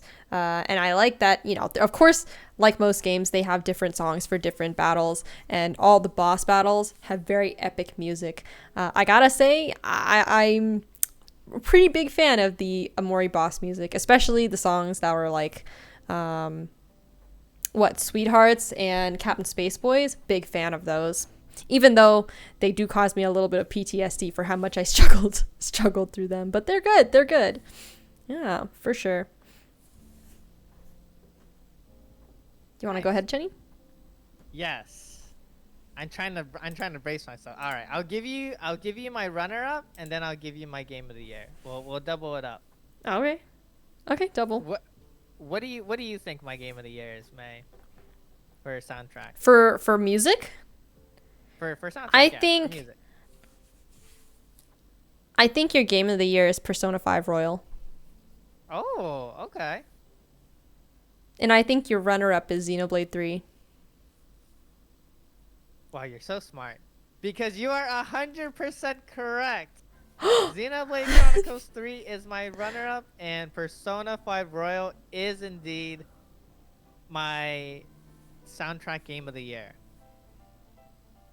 Exactly. Go ahead I and give us was the reasoning. shocked. I was shocked. I had the same reaction as you. How to derp. I was shocked that Xenoblade Chronicles 3 did not win my soundtrack game of the year, and I feel dirty. I feel really dirty because I was so excited the last couple of months to give it to Xenoblade Chronicles 3 because if you know me at all, you know how big of a fanboy for Xenoblade. But I recently played through Persona 5 Royal in the last like month or so, and Yep. I tried really hard to distinguish between recency bias, because obviously I played Persona 5 a lot more recently compared to Xenoblade, but man, Persona 5 just has such good music. And while I might like a couple songs in Xenoblade Chronicles 3 more than like, you know, all the songs in Persona 5 Royal, I think the difference maker for me between the two were there were definitely some songs I didn't like as much in Xenoblade Chronicles 3, and comparing it to its predecessors of Xenoblade 1 and 2, I think as an overall soundtrack, I think I like some of the previous entries a bit more. So, yeah. And I think Persona 5 in comparison, it had like good music all across the board. It was just banger after banger after banger, and like like John is saying in the chat, like there's some like really chill music, Layer and then like cake. just like how the derp is talking about, like the music pops. Like there's bangers and then there's chill music. It just has everything. It has vocals. It's And it just does a it really all good well. soundtrack. It does it all well, and it overall as a soundtrack. I think it did actually better than Xenoblade. So yeah, I think everything. That's my game of the year. Yeah, I think everything that you've said is essentially what I was thinking, and it's also why I put Persona 5 Royal as Game of the Year for soundtrack. I think also watching you play through it, I realized how much I enjoyed also the new tracks that they added compared to like the regular Persona 5. So definitely my top. Definitely my top. And I I thought that you wouldn't put Xenoblade first because there's just no way that Xenoblade can compare to all of Persona 5's soundtrack. Because I think Persona 5's soundtrack, all of the songs really fit with like the mood that it currently is, and there's just so much music. There's so much music for such a long game, and so many songs. I just had to give it to this game. Yeah, I agree. Yeah, you told me that one song, "Take Over," for like when you ambush people, is like new to the game. I think that's my favorite track, and I'm shocked that that wasn't in the original game. So yeah, it's got a good soundtrack. Okay. Ooh, Doctor. Just before anything, Doctor ZX is guessing our votes for worst, and they say Kirby. Curious to see what you have to say about that. Yeah. So I'll make the distinction again. I have two tied for the bottom, and one of them is Amori, just because I think it's different when, well, yeah, I think I just didn't hear as much of the Amori soundtrack as you did, even though I was watching you play it, and I thought it was a good soundtrack, but yeah, I didn't listen to it enough, so it ties for my last place with, and then this other one, I think it was kind of hard for me, but I ultimately went with Bayonetta 3, which actually kind of surprised me. Interesting. Yeah, I think Doctor ZX makes a really good argument with Kirby, but I think there's a couple songs in Kirby that I think really stood out to me. In particular, like some of its remixes, and I like kind of the fun, the funness of some of the Kirby soundtracks. Whereas I think in Bayonetta 3, why I put it as last place is, I feel like there was one or two songs that I liked in Bayo 3, and I felt like its overall soundtrack was a lot more limited compared to Kirby. So I think that's why I put it in last place. That's fair. That's fair. I think, unfortunately for my heart, I also put Bayonetta 3 in last place. Oh, Just okay. because I felt like a lot of the songs weren't as memorable as they were in the first two games. And it might just be because I haven't listened to them enough. But I just resonated a lot more with, the first game, and then after that the second game a little bit less, but still more than three. And I just really like Kirby music. I like I like Kirby music a lot, so I can't fault it. Tetris Effect was really good. I was being nice and not putting Xenoblade anywhere because I haven't really listened to it outside of the songs that you're always like, please listen to this. It's so good. And I sit there and I'm like, yes. There are no lyrics to this, so I don't understand what's going on. I'm not as big on instrumental music as you are, so if I were being a little meaner, I would put Xenoblade in last because there are probably no songs in Xenoblade that I would just listen to in the way that I would with like Persona 5 Royal or even Bayonetta. But yeah, that's my take. Very fair. Dr. Very ZX says fair. the old Kirby music wasn't bad. I super enjoyed the old Kirby music. Yeah, for sure. Yeah. Yeah, I think it was kind of close for me between Bayo and Kirby, but yeah. Actually, I almost put Tetris Effect like even higher than Xenoblade cuz I was actually really impressed with Tetris Effect's like music. Yeah, I think my one thing about Tetris Effect is like while it's really good, I don't think there again like I don't think there's anything where I would sit there and like actually look up the song to listen to it. Like it's fun to Yeah, listen to while playing Tetris Effect. Yeah. yeah. And I think that's why I didn't really put it anywhere, but I kind of thought about it. I was like, "Oh, I actually really like Tetris Effect's soundtrack." And I was impressed by it. But yeah, I agree with you. I would much rather listen to Xenoblade music on like basically any day. But yeah. You always listen to Xenoblade music. Okay. Anyways, Okay. do you don't want to gotta move on? tell them that. I'm Alright. sure they could probably guess.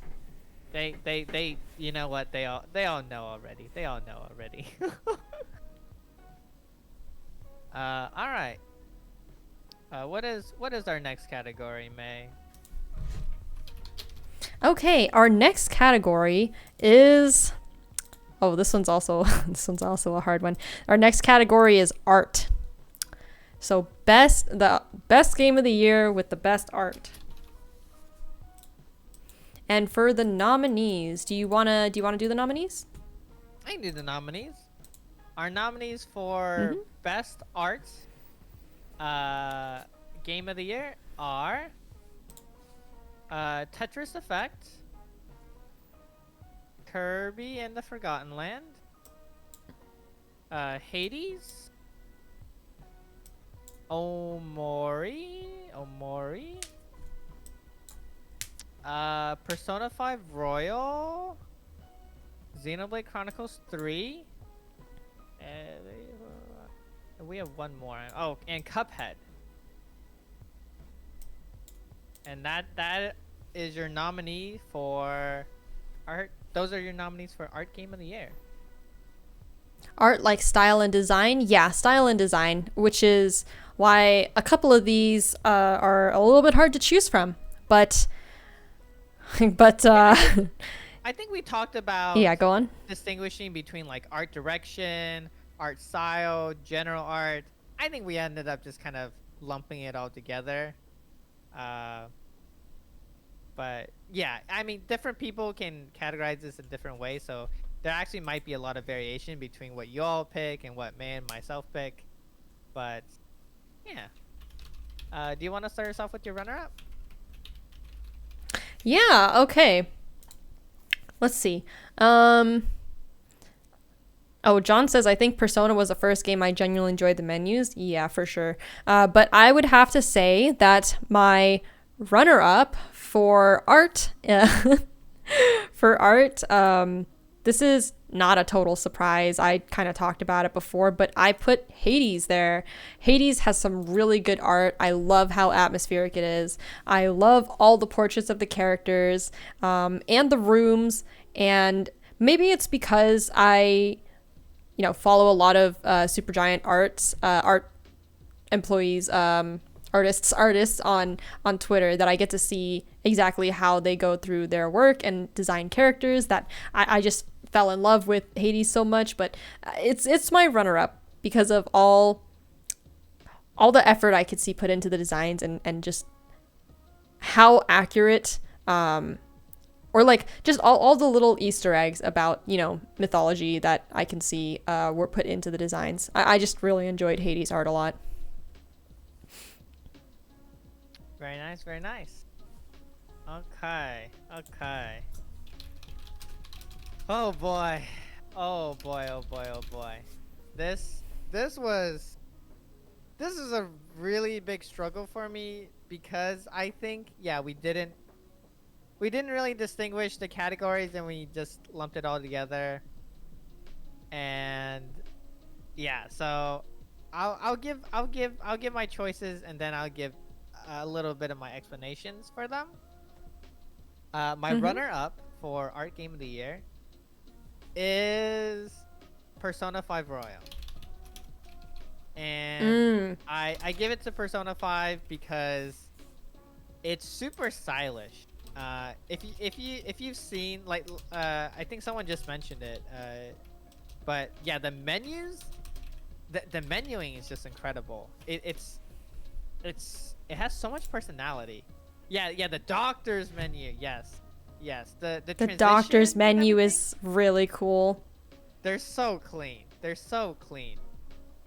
Yeah. John says her legs. True. True. So yeah, so I give it to Persona 5. Honestly, I think the UI and menus are all stellar. And yeah, so I give it the runner-up for that. And I think I'm not as big on like its overall art besides that, so that's why I didn't give it the Game of the Year. But yeah, do you want to give that makes sense. Want to give your Game of the Year? Yeah, I'll give my Game of the Year. I'll actually put 2 up there, because I couldn't decide, and I wouldn't lump them in with Hades. So, my first one, this is very obvious, but it is Persona 5 Royal. It is very stylish, and I think I put this up here by virtue of having watched both the first and the second game. So knowing the improvements that they made to both the UI and the general art makes me think, like, dang, like, Royal was actually a worth it buy. Royal was actually a worth it buy, and I really think that it's not just the menus, it's also the character portraits, the designs themselves, not including the personas, because I think the persona designs are kind of whack sometimes. But for the rest of it, I really enjoyed the entire aesthetic of Persona 5. It worked amazingly well with the music as well. So that's my first top for Game of the Year for art. And my second would be Cuphead. Because as much as I love Hades, I felt like Cuphead had such a simple but clear goal in mind when they were doing, like, the designs, the animations, just everything about, the theme of it was so well packaged into this neat little box. Yeah, as John says, it's so aesthetically pleasing. Both games, both of them. So yeah, those are my top 2. Very firm direction indeed, for sure. Ooh. I'm not gonna lie. I'm having doubts. I'm having doubts, but I'm gonna hold strong, and I'm not gonna change. I'm not gonna change my stance impulsively. But my hard game of the year is Xenoblade Chronicles 3, baby. For But let art? me give my reasoning. Let me give my reasoning because I think I might get some backlash on this. And so my reasoning Uh-huh. behind Go on. Xenoblade Chronicles 3 is I think it's impressive what Monolith Soft, the developers of Xenoblade, were able to accomplish on the Switch. It's an open world game. There's there's a lot of landscapes. I personally really like the world they made. I like the characters they made. And I think it's impressive that they got a game as big as it is to look as good as it does. Uh, I think this is definitely very biased because in some sense I agree with you, May. I think Cuphead is very deserving of the award as well because yeah, like every frame is just there's so many frames hand drawn. So Mm-hmm. yeah, Cuphead. I don't know. Maybe I should have ranked it higher, but When yeah, you out of curiosity, when you say Xenoblade, it's like really impressive for them to accomplish what they accomplished. What what do you mean like the world? Is it like that pretty? Is it like I is it think like it's really pretty. Spider-Man? I think there's some really pretty. I think there's some really pretty. I don't know if you want to call them levels, but I think there's some really pretty spots. Okay. I Okay. also think That's fair. like from an art direction perspective, they they integrated aspects of like Xenoblade Chronicles 1 and 2 into it in a very cool way in my opinion. Mhm. Okay. That's fair. We all have our opinions. It might be a hot take. We all have our opinions. I was ready for backlash on this one. Mm-hmm. Very interesting. Very interesting of you. Okay. Yeah, I don't personally think I would give it to Xenoblade, but over like Cuphead or Persona. Um, but okay, I respect it. I respect it. A couple people in the chat don't respect it though. They say we riot time. Oh my! You mean Mario Bloom backslash? says instead of. I'm ready to be shamed. I'm ready to be shamed. Don't you worry. No one. I don't think anyone is happy about this. It's okay. Yeah. I understand you had to give Xenoblade a win somewhere. That's I gotta right. represent. I gotta represent. All right, all right. What are you putting in last place? What did I put in last place? Mm-hmm. Aside from Amori, which I don't think I had enough time with. I put Kirby in the Forgotten Land in here. And I don't know. It was kind of a surprise for me. Because I think Kirby actually looked really good in a lot of places, but I think for me, where it lacked was I don't like desert worlds and I don't like desert landscapes, and I feel like some of Desert? their worlds were kind of basic. Like I feel like a lot of those 3D platformer games go for like, oh, the ice world, oh, the desert world. And I feel like in some ways it was just kind of safe. So I think that's why I ultimately put Kirby there. But I still think the game looks really good. And it looks really cute. And there's a couple of frames here and there that really stick out to me. But yeah, so I don't know. That's why I went with Kirby. I definitely couldn't give it to like Cuphead, Hades. I think they have like really impressive art and very like stylized art that's specific to their games.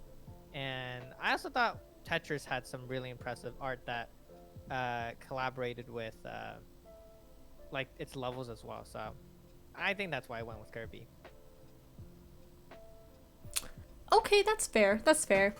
I think against my wishes, I also put Kirby down in last place only because personally, this is a very personal opinion, but in terms of art, I like stuff that's a lot more stylized.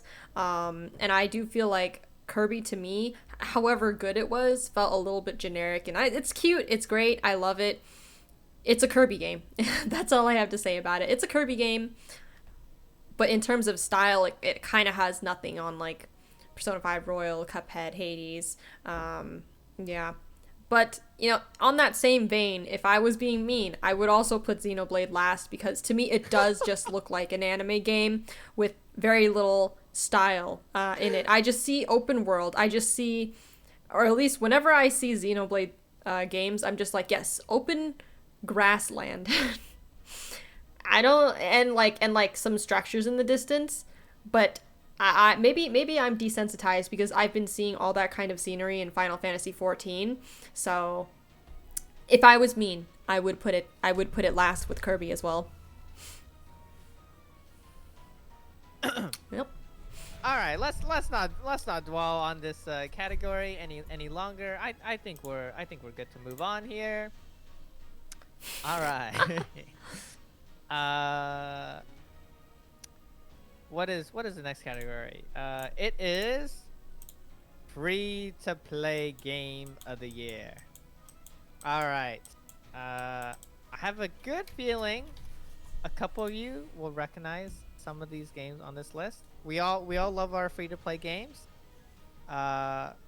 We are all broke and low income, so we need a good accessible game.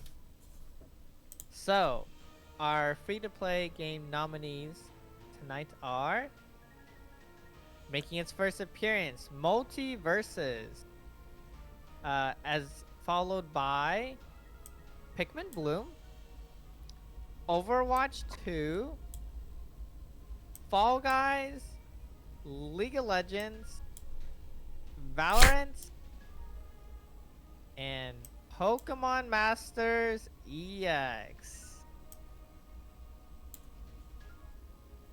And that is your list. That's your 7. A very weird image to look at, I will say.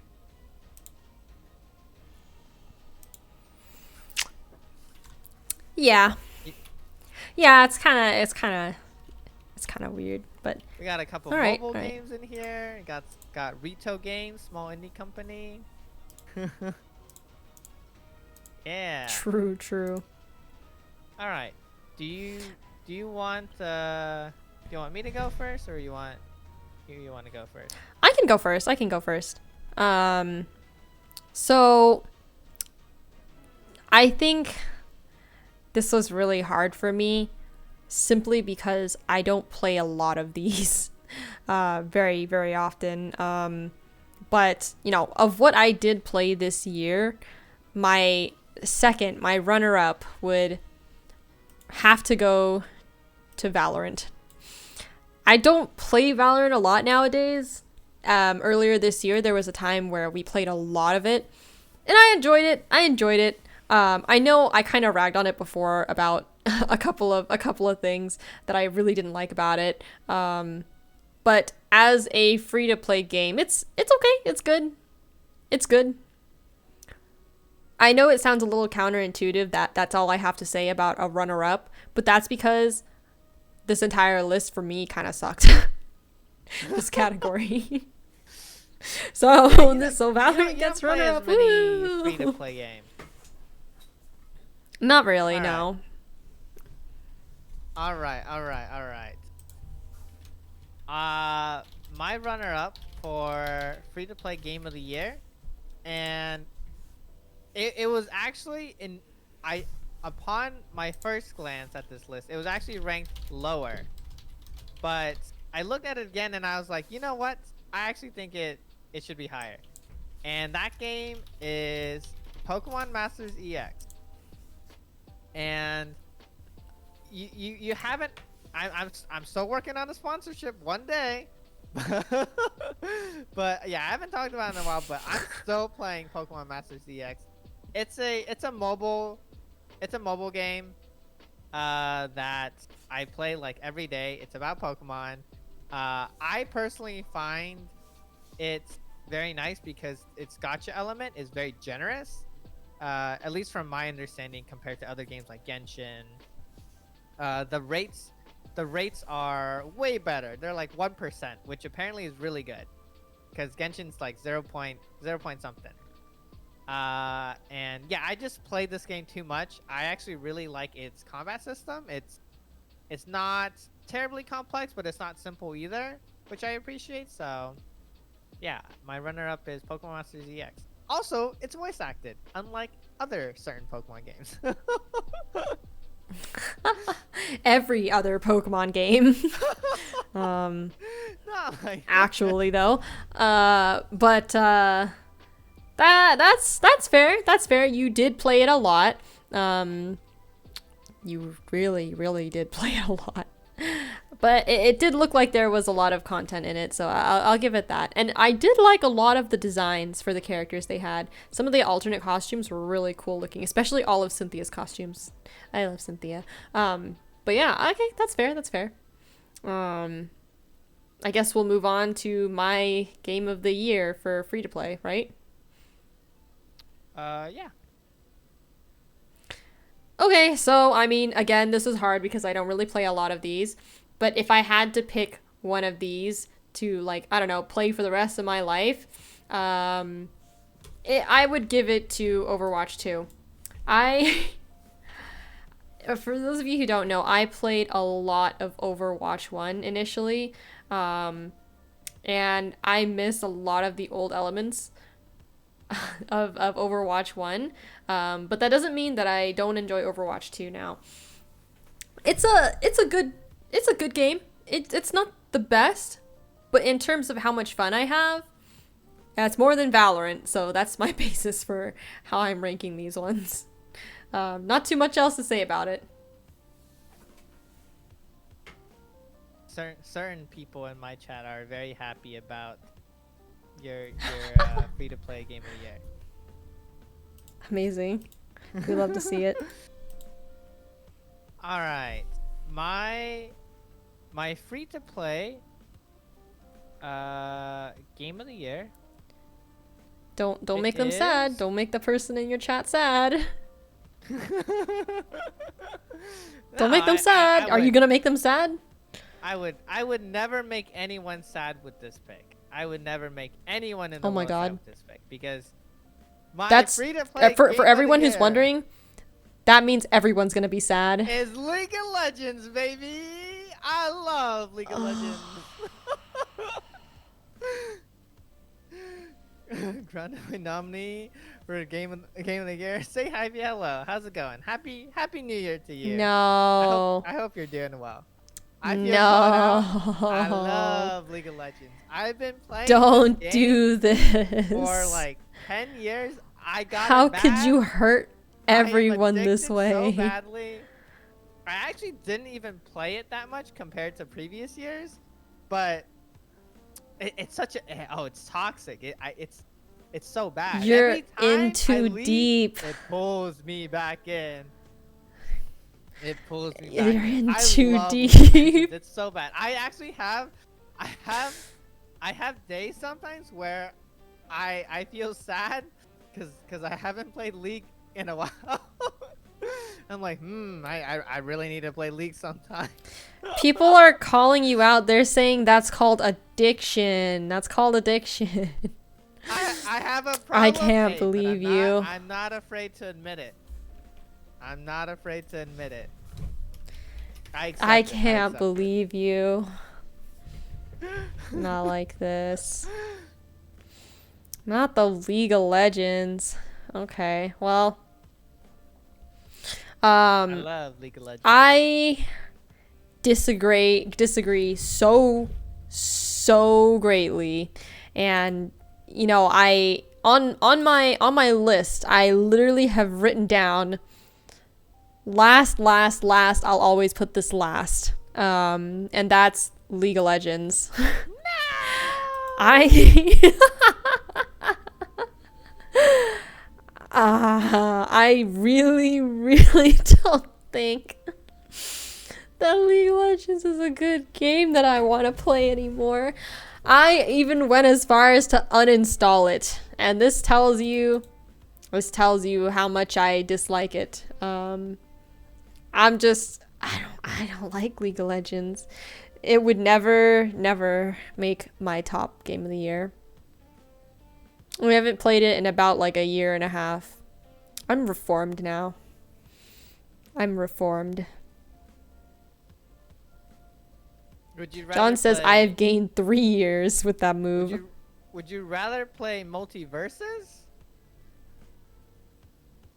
Yeah, I actually would. No way. No way. I didn't want to rate multiverses because I never played it before, but yeah. I would even play Pikmin Bloom over League of Legends. I would go touch grass over play multiple games of League of Legends. It just is so sad. It's a sad game. It's a sad game. Fair enough. Fair enough. Not a fan. All right. My last place free-to-play game is Pikmin Bloom. It's a really cute game. It's made by Niantic. So you don't like touching grass? Pokemon Go, but I just couldn't get into it. Yeah, I tried it. I liked the Pikmin franchise. I wanted to like it, but unfortunately, it requires you touching grass, which I most definitely do not do. So sounds right for a League of Legends player. Yeah, not wanting to touch grass. The only grass I'm touching are the bushes and Summoner's Rift. All right. So you're happy they added that one bush in ARAM? Hey, that's more grass to touch for me. Understandable. But I still look down on it. League of Legends. Bad for your soul. It's bad for your soul. Yeah, I'll touch real quick on multiverses because I don't think it'll show up again. But yeah, multiverses. I actually really enjoyed multiverses when it first came out, but I feel like it kind of tanked in popularity. At least for me, I feel like the hype didn't really stay with me. I enjoyed it for what it was, but honestly, when I think about it, yeah, if you don't know, multiverses is this like co-op based fighting game that Warner Brothers came out with. It's kind of like Smash Brothers, but it's focused on team play, which is actually really unique and cool. But I feel like anytime that I would want to play multiverses, I'd probably rather just play Smash, and that's probably like its biggest downfall for me. But yeah, it has some cool Warner Brothers IPs, and I think they made something really unique, and it wasn't just a Smash clone at the end of the day. So I will give a shout out to multiverses, even though it didn't get placed anywhere for me. Good game. Oh yes, I main Tom and Jerry and Wonder Woman. Gonna hop on. How to Derp says, gonna hop on free to play game of the year. Hope the rest of the stream goes good. Thank you for sticking around. I hope your free to play game of the year goes well. I commend that. I hope you have a wonderful night. Thanks for hanging out. Thanks for participating in the discussion, and I hope your games go well. Okay, Void and the Cat. Oh, dude, Void and the Cat are so good. Anyways, shall we moving on to adventure? Yes. This is nice. Adventure. As you guys just heard, the next category that we have is adventure. So, and what are the nominees? You want to go over the nominees for us? Oh, okay, I'll do it. How about you list them off? What, huh? Yeah, go ahead. Okay, I'll do it. We have Pokemon Legends Arceus making, I think that's its first appearance today. Xenoblade Chronicles 3. Oh, Xenoblade Chronicles 3. Spider-Man PS4. Omori. Death's Door. And Final Fantasy 14. Yes, that is your adventure game of the year. I'll start us off with our runner-up, or my runner-up rather, which is Xenoblade Chronicles 3.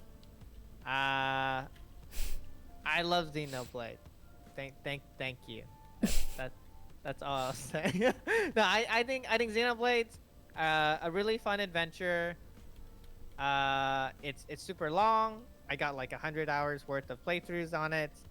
It's an open world, and yeah, I like the journey that it took me across. So that's my runner-up is Xenoblade Chronicles 3. Okay. Yeah, that's fair. That's fair. In terms of me, in terms of adventure games, the runner-up for me would be Omori. Just by virtue of really enjoying like the story that you go through, you kind of push through the game, discovering new things, going on adventure to new places. Just, general adventure game things. I really enjoyed it so far. Cool. That's Omori. And let's see, you might be able to guess it out of this list, but yeah, it was pretty close between the runner-up and game of the year for me. But my adventure game of the year is, in fact, again, Spider-Man PS4. Yeah, I feel like in terms of an adventure game, Spider-Man fits a bit better with this category than Xenoblade does. And yeah, Spider-Man's just so fun to play. I feel like it plays a lot more smoothly and intuitively than Xenoblade. I will say Xenoblade's battle system can be a bit difficult to get into, whereas I think Spider-Man makes a lot more sense. And yeah, Spider-Man, I mean, I don't know if the story is like too riveting, but it's a good it's a good enough story, and the fighting is very fun, and I think it takes you on a very good adventure. So that is my adventure game of the year.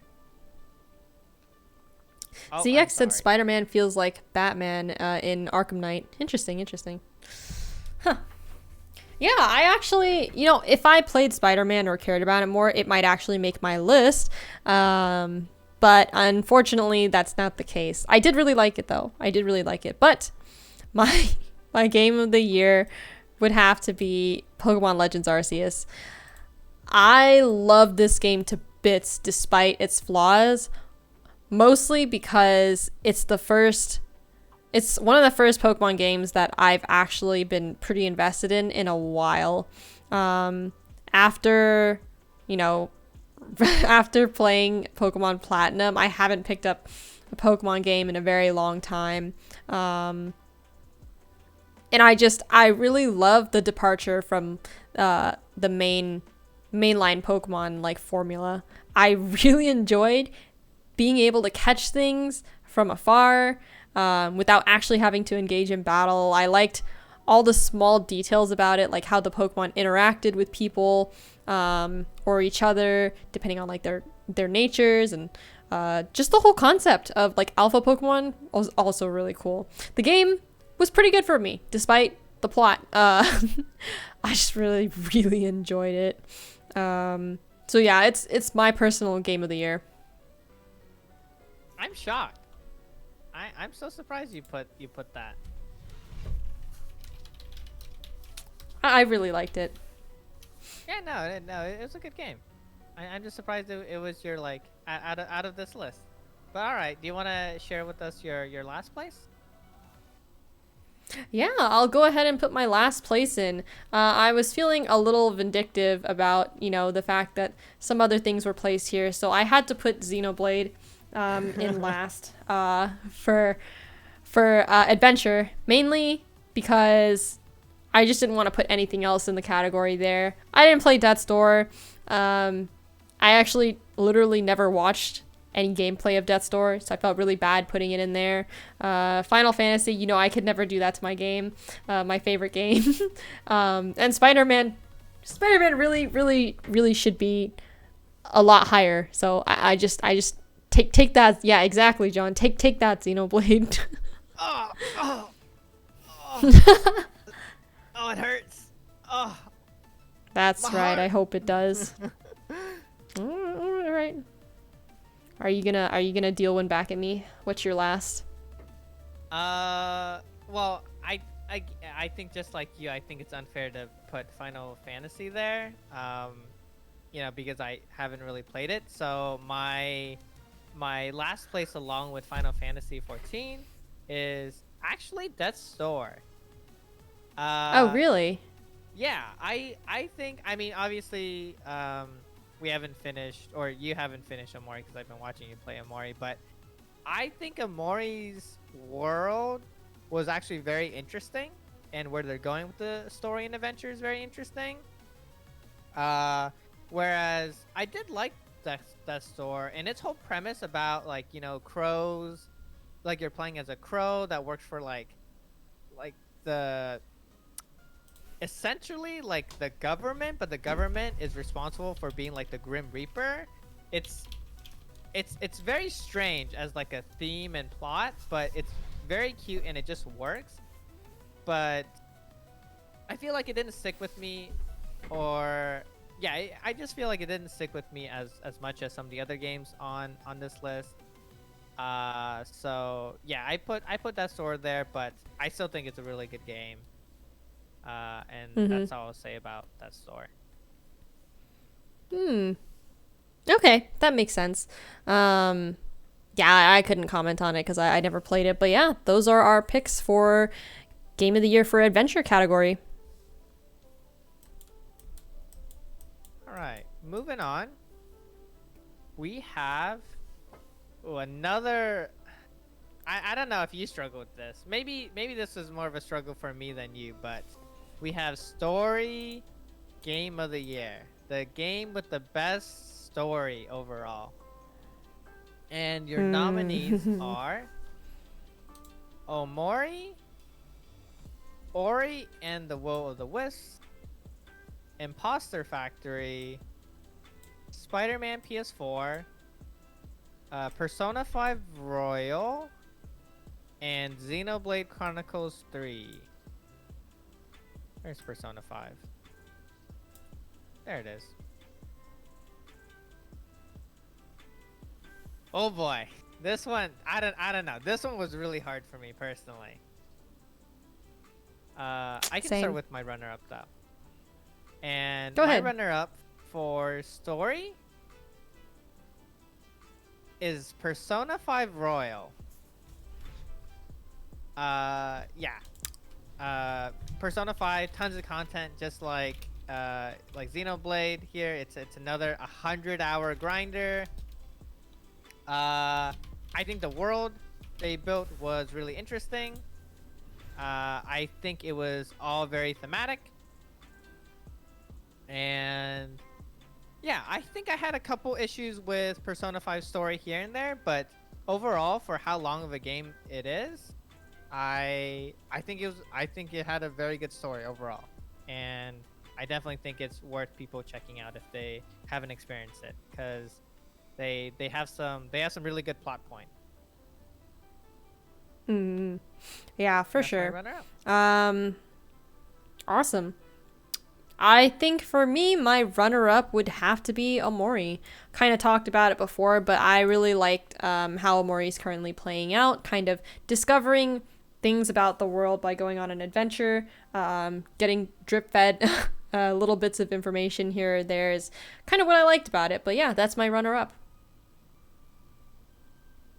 Nice.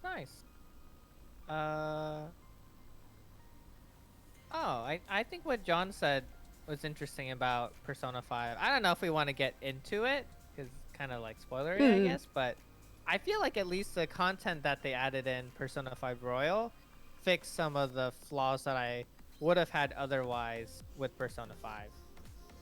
But that's Agreed. yeah, that's my take on it. But moving on. What? Actually, yeah. I guess I haven't asked you in a while, but what do you think my story game of the year is? Um. Hmm. I think you would give it. Well, I don't know what Imposter Factory is like. I think you would give it either to Spider-Man or Xenoblade Okay. because I've heard you ramble very long about the plot of Xenoblade. And while there were lots of flaws in them, I also think you find it very hard to resist putting Xenoblade high up somewhere. Because, you're a bit of a Y'all fanboy, just a know. little. Fun fact. I kept May awake once because I debriefed her on like 2 hours worth of Xenoblade history. Do you guys want to know what I was looking like? If you look at my chat, I literally. This emote was me while he was explaining stuff. I was just sitting there like. It's like 3 a.m. It's 3 a.m. I mean, I loved listening, I love my but Xenoblade lore. there And was that's nothing that why like I that's cared why about. my story game of the year goes to Imposter Factory. It is not Oh, did you like Xenoblade it that Chronicles much? 3. I like Imposter Factory Interesting. that much. If y'all don't know what Imposter Factory is, it's the third entry of the To the Moon series made by Ken Gao. I think their music is incredible. And I think their storytelling is incredible as well. It takes them literally years to make these games. I've been following this series for so long. But every single game they make just hits me in the feels and makes me cry. And yeah, I forgot that it has was such a made good by the To the story. Moon people. What was that? I forgot that it was made by To the Moon people. I might have actually put that one as something that you would have done if I had known. I know you did Mm-hmm. really, really, really enjoy. Fun fact. Chenny really enjoys things that make him cry. This includes shows, I by the like way. the This includes feels. shows. I see. I But yeah, see. no, I really liked Imposter Factory, and it has a really good story. Especially for like a Okay. click your own adventure almost like kind of game. It's not click your own adventure, but it's top down. It's made in like RPG Maker, but they do a really good For job sure. with animating and bringing their characters to life in like pixel art. That's fair. At least personally for me, what I would have to put for Game of the Year story, not surprising, but it's Persona 5 Royal. I think when I played Persona 5, I thought the plot was great. I enjoyed all the twists, all the turns, all the events that happened, except for a certain palace event. But Royal, the added content for Royal definitely bumped this up the list for me by a lot. I really enjoyed the added content for Persona 5 Royal.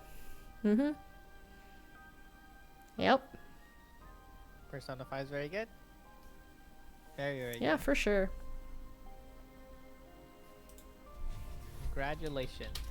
All right. Let us move on to casual game of the year. That is our next category. Whoa, we didn't put last place.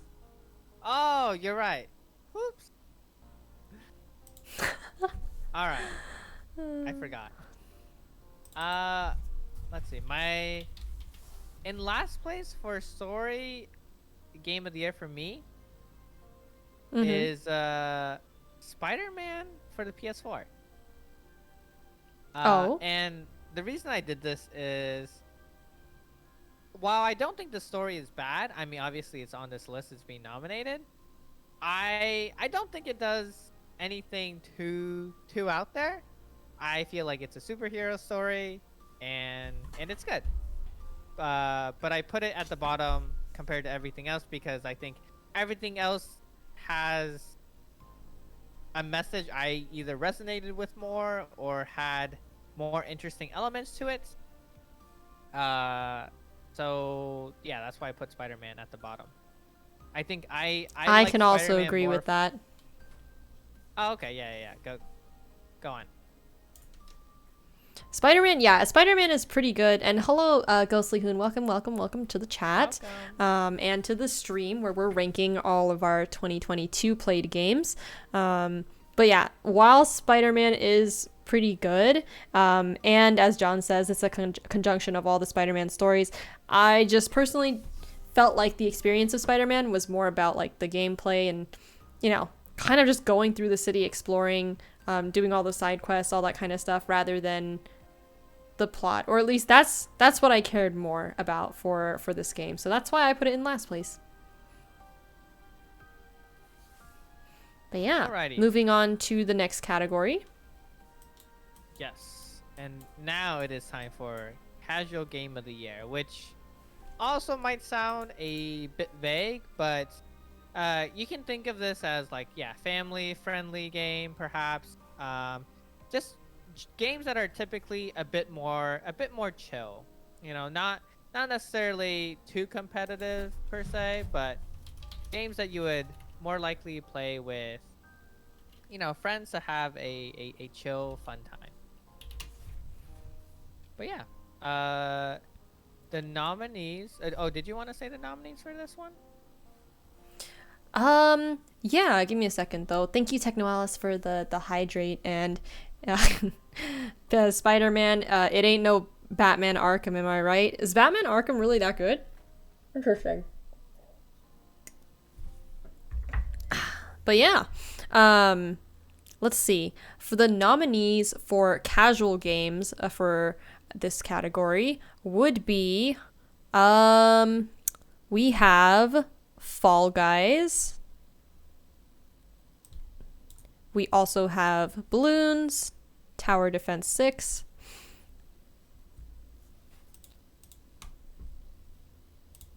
And then we have, wait, we did Fall Guys. Fall Guys, Balloons, Tower Defense 6. And then we have Nerds. Golf with Your Friends. Where is it? Mario Party Superstars. And Tetris 99.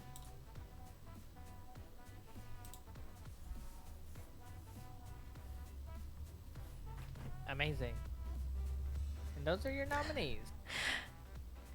Mm-hmm. Techno Alice wants us to serenade them. What? Yeah, I can start. And don't worry, Techno Alice, we'll definitely serenade you to sleep with our game choices. Let's see. Yeah, this is a bit of a mixed bag that we've got here, but in terms of my runner-up for Game of the Year, I for oh my gosh, wait, let me change my category. I forgot to do that. For casual games, my runner-up for the year would be Tetris 99. Now, I know how this looks because I like to play this thing a lot. Even why did you put it there? I'm so sorry. Is that yeah, that's okay. I did the same. I've had very I did the close same calls thing this whole time of hearing you put something on the list and then almost grabbing and putting it on my own list. And I caught myself. No, it's okay. Time. I did the same. I did the same thing before. But yeah, I put Tetris 99 here. It's probably not a surprise as to why I would put this on here, but this is my one of my favorite casual games for sure. Or actually, it is my favorite casual game for the year for sure. Tetris is always a good time, unless it's me playing.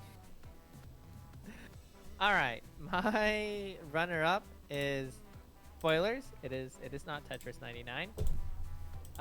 It is in fact Golf with Your Friend.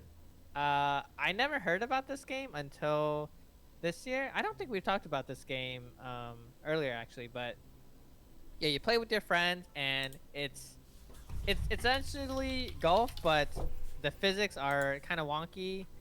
And they have like different powers you can use if you want to. And the I think maps. it's The maps very are fun. I think it's very fun personally. But yeah, it's literally golf with your friends. There's like there's a ton of maps that come preset with the game. You can also download a bunch of them off the Steam Workshop. I don't know. I think there's a lot of value here for a game that's, I don't think it's too expensive either. So yeah, I give it runner up to golf with your friends. Yes, golf and friends. Can you play golf without friends? You John can. says no. What? No. You can? Oh. Well, I didn't know. mean, I just. you can play it by yourself. I but guess I wouldn't know because I probably- never tried. I also have not tried. I'd imagine it's still kind of fun. Interesting. All right. Well, if you guys would like to know my game of the year for casual, it would be Mario Party for all the reasons that I said before that I enjoyed it. You know, the whole multiplayer aspect, and also the fact that we tried out a couple different like goals and stuff for how we play the game. So I really enjoyed this as a casual game. It was really fun to play with people. I think it is one of the games that I feel like we played most casually with no strong intent to win. Yeah, in fact, we played it sometimes to lose, and that was really fun because we saw some YouTubers playing the game to like, oh, if a Mario Party, but you win if you get fourth place, and that was actually really fun, which is why it's also my casual game of the year. Yeah, no, I think Mario Party is always a fun time. I think the only thing is sometimes it's a bit hard to get people together to play it, and you know, depending on how many turns you do, the sessions can be a bit longer. But yeah, anytime I played Mario Party, it was just really fun. So yeah, Mario Party. John is asking us for our top 3 mini games. Oh, I love button mashing. So one of them would have to be oh, what's that? What's the one with the dominoes? Domination? Yeah, Domination is definitely one of them. I also really like Pushy Penguins. That one's a pretty good classic. And I like Book Squirm. I think those would be... I don't know. I'd have to maybe look at the full list, but off the top of my head, I really like those. I would also have to look at the full list because I'm not really sure, but I enjoyed the only game that pops up in my head is the one where you trace the line. I like that one a lot. Oh, yeah. I forget what that one's called. I don't know what it's called. It's from Mario Party 4, I believe. Oh, interesting. John likes to shoot 5 or people. 6. Okay. Oh. Interesting. I see. Okay, John. Trace race? Yeah, oh, yeah. it's trace race. Yes, CX. I like that one a lot. That's a good one. All right. And then for my last place casual game of the year, that one I gave sadly to Tetris 99.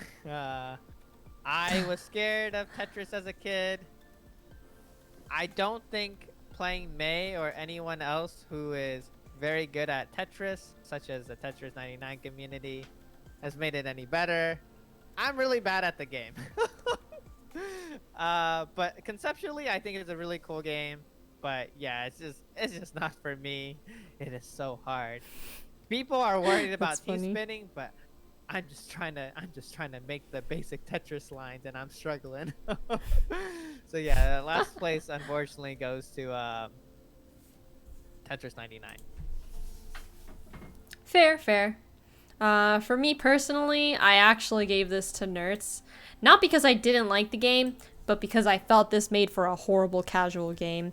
Because every time we played Nerds, I know we always did it with the intent of having fun, but like 5 seconds in, all of us would be deathly quiet, trying so hard to win. It was very competitive.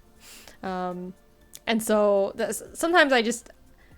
Yeah, sometimes it was sad. Sometimes it was sad to lose. So my least favorite in casual. Nerds is a solitaire-like game, but one in which you play with, it's multiplayer, so you can play with, up to, is it like up to six or something? I don't know. Something like that. You can play with up to six people, and the interesting thing about it is that you all share a river in the middle, where you are all working to get rid of your cards by putting them all consecutively in their respective suits and in order. So yeah, that's nerds.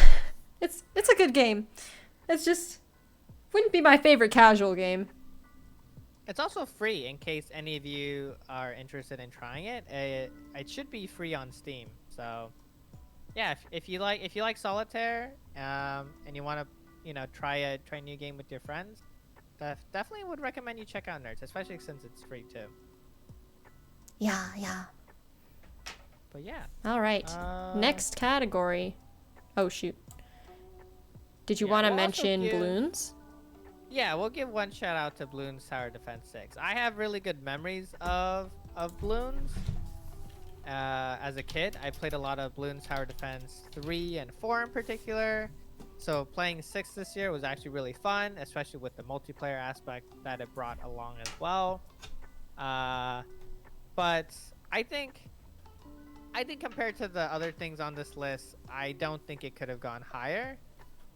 I feel like the game's a bit more pay to win almost. I feel like because it went...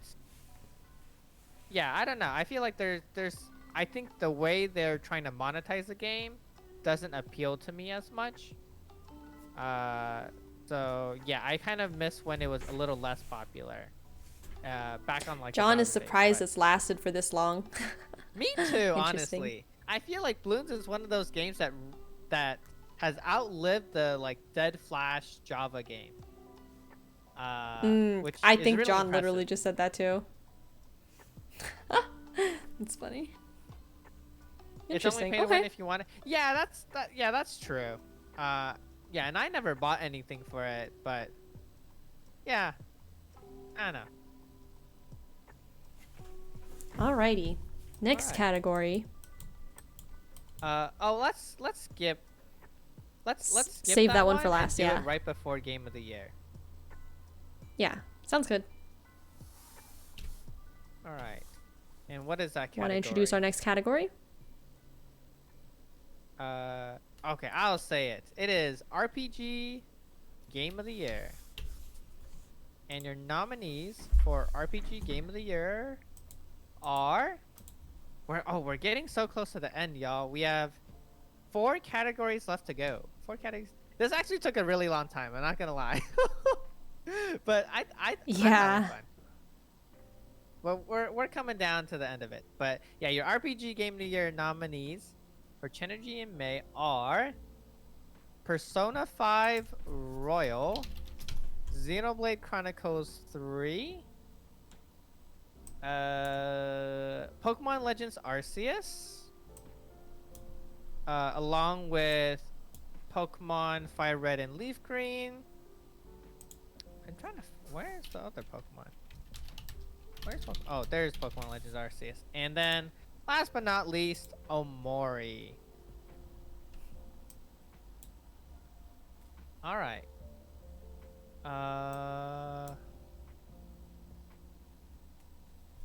Oh, you can. I can go first. Savage, John. It's not worth losing your sleep over. Okay. I can go first, and I will say my runner-up. This is probably not too surprising. It would be Omori. I'm enjoying this a lot as a game, so I don't... Yeah, we've talked a little bit about a lot of these games already beforehand, so I think it's not going to come as too much of a surprise what we pick and why we pick it. What's yours, Jenny? My runner-up for RPG Game of the Year is Persona 5 Royal. And I feel like just like you said about Omori, I feel like we've talked these games to death at this point because they're just such great games that they've shared a spot on multiple categories and lists at this point. But yeah, it's a really good RPG. I typically really hate uh, RPGs or turn-based RPGs to be more exact. Uh, but I don't know. Persona 5 did a lot of things right, and yeah, it made the turn-based a bit more tolerable. For sure, for sure. I think along those same lines, I'm gonna have to give it to Persona 5 Royal as Game of the Year RPG. I don't know. There's just not much more I can say about it. Other than that, I really enjoyed it. Royal for sure over the original Persona 5. Oh man, chat thinks they're so smart. They think we're so predictable with our picks. They think I'm just gonna slot Xenoblade 3 Chronicles up at the top just like that, and they would be right to do so because Xenoblade Chronicles 3 is in fact my RPG game of the year. I love Xenoblade. I love Xenoblade. And Why are and you yeah, like this? Okay. All right. Well, Xenoblade. um, my very last one, last place, is actually Xenoblade because, well, I didn't want to give it to Legends Arceus because I had a great time, and the other one is a Pokemon game that we haven't finished, and it feels a little out of its depth compared to the other ones here. But it's like it is the OG RPG game that I played, so I just I can't do it. I can't do it to Fire Red, Leaf Green. So unfortunately, Xenoblade 3 is gonna have to take the axe. Rest in pepperoni. Uh, for my last place, yeah, I put Amori there. I just haven't played enough. Although I will say it does some very interesting things. So, uh, yeah, but I give it a tie between Amori and Fire Red and Leaf Green. Even though, yeah, Sag, it is my original game that I kind of started my gaming career with. But I feel like I feel like at the end of the day, it's a turn-based game, and I definitely feel the issues of turn-based with it, and I'm really thankful we have speed up for it because I would not have the patience for Pokemon games if it weren't for like the rare candies and the speed up that we use. For sure. Same here. Same here. But yeah, that's it for RPG. Do we want to move on to FPS? Yes, let us move to FPS. Welcome back. How to derp? How are Overwatch games? I hope they went well. You came You back come at just a in very good time. time. You've come back right in time for FPS Game of the Year, and your candidates are Left 4 Dead 2, Apex Legends, Overwatch 2, and Valorant. A short list this time around because we actually do not play too many FPSs. John All right. hopes Apex wins. Oh, Apex, huh? Interesting. Oh, John has a soft spot for Apex. You might want to get into contact with how to derp over here in my chat. He loves this Apex as well. But my runner-up for FPS Game of the Year is Overwatch 2. Nice. Okay. Yeah, I I think Overwatch is a fun enough game. I miss the heydays of the original Overwatch. Because True. now there's a bunch Accurate. of like really annoying characters in Overwatch 2. That True. make me a little sad when I play it. But I still Fair. think it's a very colorful game. It's a nice bit of casualness, and I'm really looking forward to its PvE game mode. So yeah, I give it to Overwatch 2 in hopes that the PvE will be really good. Please, please. Let it be good. ZX points out that you play League, League of Legends. Interesting. Okay. Wait. Well, at least for and what me, about it? And what about it? Huh? everyone already knows at this point that it speaks for itself, the reputation of a League player. Anyways, for me, for FPS, runner-up would have to be Valorant. Yeah, I mean, I don't play Apex, so I couldn't give it any thought, but I didn't have too much other any other thoughts about that. But yeah, go on for your top. I want to hear. You want to hear my FPS game of the year? Yeah, what is That it? goes to Valorant. And Really? I don't know, it's a little bittersweet. I feel like out of all these games, I definitely played the most Valorant games. And I definitely, at its peak, I really enjoyed Valorant. But I think at this point, yeah, it can be a bit sad. Especially, I feel like Valorant's one of those games where the more you know about it, the sadder it gets because you realize all the mistakes you make. And yeah, if game balancing doesn't do a good job, some games are just really long and you're just getting mauled over and over again. I actually think League of Legends Painful, really has more this like. problem too. But I'm good at League of Legends, so that's the difference. Oh my God. That's not in this category. Anyways. I So hate. yeah, FPS game of the year goes to Valorant. I think I just played it way too much to put it any lower than that. Okay, makes sense. Well, we're opposites in this respect because I've put Overwatch 2 as my game of the year for FPS. I enjoy it more than Valorant, even though I play less of it. I just overall, my experiences with Overwatch are better than they are with Valorant. Yeah, that's all I've got to say about that one. Yeah, I think that's very valid. I think that's pretty valid. All right, for last place, I'm very sorry, Mr. Derp 101. Last place goes to Apex Legends. I actually hang on. Before y'all yell at me, I actually really like Apex. I think the crouch and movement of Apex is really fun. And I played Apex with people here and there, but I was really bad at it. Like I don't know. I'm bad at FPSs in general, but yeah, Apex is just such a big world, and I cannot see people at all. And I have to play this character named Bloodhound to see people because it scans people and outlines them in like big red colors.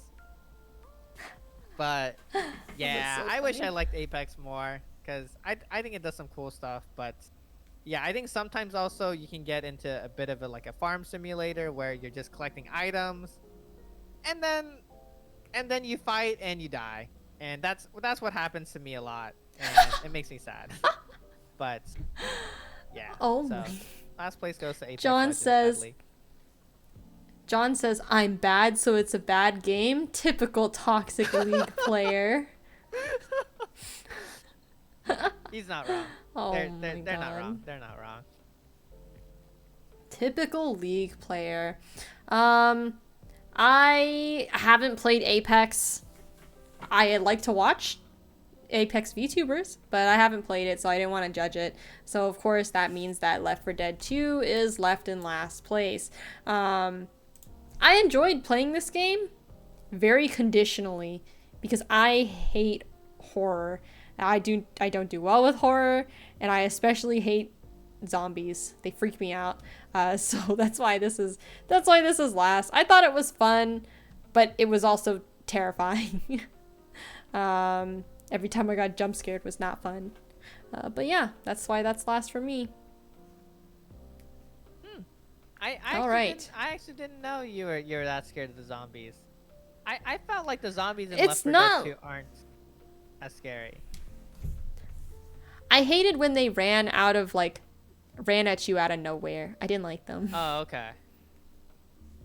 Yeah, Mm. when hordes would kind of come and stuff like that. Yeah. Or Yeah, I guess yeah. Left 4 Dead has some issues with like giving you directions on where to go, and then like zombies will spawn on like a set timer. So that's fair. Yeah, I feel like I didn't rank Left 4 Dead higher because we didn't play it enough, but I actually really like the gameplay of Left 4 Dead 2. I actually said the other day, I think I hope Overwatch 2 and its PvE system is more like Left 4 Dead. I think that would actually make Overwatch really fun. I don't know if that's a hot take, but Oh, interesting. yeah. But yeah. All right. I'm excited That's for our this next FPS category. list. All right, all right. So our second to last category, before Game of the Year, obviously, is most disappointing game of the year. So these are games that we played and we either had high hopes for it or at least you know general good hopes for it, but they kind of let us down and they were very disappointing in the end. So our nominations for most disappointing game of the year are Pokemon Brilliant Diamond / Shining Pearl, Dark Souls 3, Code, and Soundfall. Where is Soundfall? All right, I found them.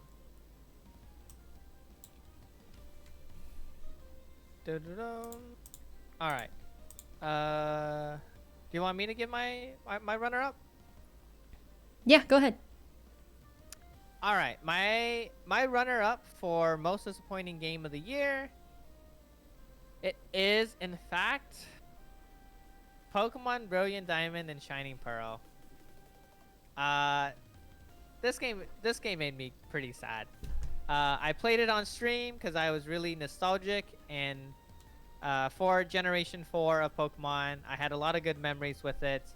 In specific, I played Pokemon Platinum, and I really liked it and enjoyed it. And yeah, Pokemon Brilliant Diamond, it was a faithful remake, but a bit too faithful because it didn't add any of the content from Pokemon Platinum, and it literally was piece for piece, code for code, like the old games. So that was really disappointing.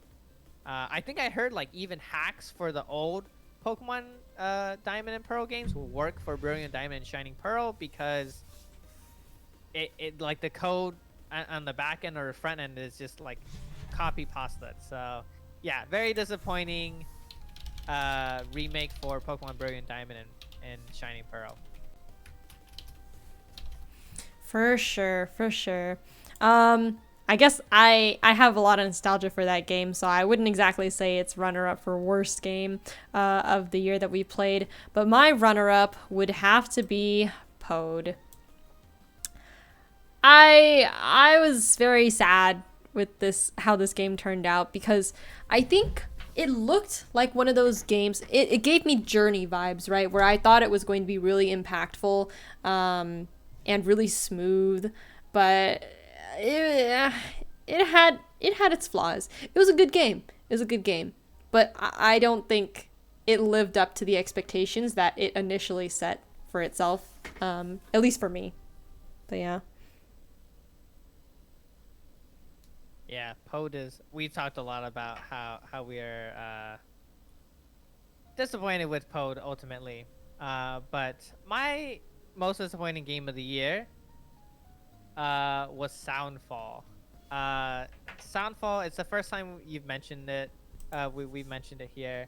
It's a rhythm game, and we saw this on. I think we saw this on a Nintendo Direct or somewhere.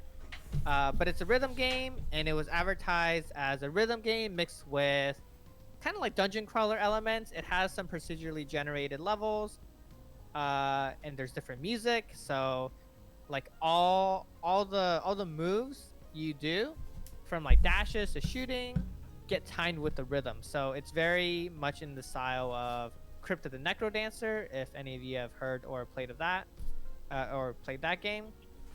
But the delivery was just really sad and really bad. The levels were very repetitive from level to level, even though they were different levels and they were procedurally generated. And while music and timing was different, it wasn't different enough, and everything kind of felt samey at the end of the day. But yeah, I'll pass it on to you, May, for your most disappointing game of the year.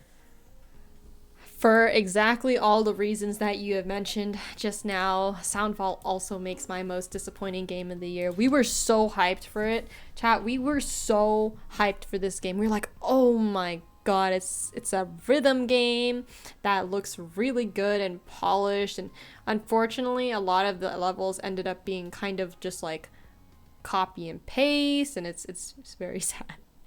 It's very sad. Yeah, a lot of things that we were ultimately sad about. In the beginning, it was fun. Going onward, not too much. And the game dragged on for very long, considering how many levels they put into it, and they're all kind of the same. But yeah. Yeah, it was so long. We thought we finished the game like 2 or 3 times, and we are already dragging our feet across the game. And the third time, we were like, no, we're good. we're good. Yeah. Yeah. There are some songs that were good and they felt very fun to play, but yeah, sad about Soundfall. All right, my last place disappointing game. So the game that disappointed me the least out of the list between Dark Souls 3 and Pode, for me is Pode. I know we've ragged on a lot about what we didn't like about Pode and its issues, but I think at the end of the day, it was still a good puzzle game, and I thought some of its mechanics were very interesting. So when the puzzles were good, I actually quite enjoy the game, and there's some really cute things in it. Oh, why Dark Souls? Is that a game that came out this year? No, all of these games aren't necessarily games that came out this year. There's some games that didn't come out this year, like Cuphead, like Hades. Yeah, I guess a lot of games did come out this year or had some kind of present this year, but these were games that we personally played this year. So yeah, that's why. But yeah, I put Dark Souls 3 on the list because I'm known to not like the Souls series, and yeah, people have argued about me with this, but I kind of stand firm that I'm not a fan of how From Software designs their games. I will say I like Sekiro. It's a game that Chenny picked it up. No, did May play Dark Souls? No. John, I would never subject myself to something like Dark Souls. I'm good. It is pain. I'm good. Yeah, I don't think it's a bad game. I see its appeal to people, but it's not for me. I'm not a fan of some of their game design choices. I did enjoy Sekiro a lot more than I expected to, which is why I gave Dark Souls 3 a shot. But Dark Souls 3 was exactly what I expected it to be, and I did not like it. So, yeah, it was pretty disappointing for me.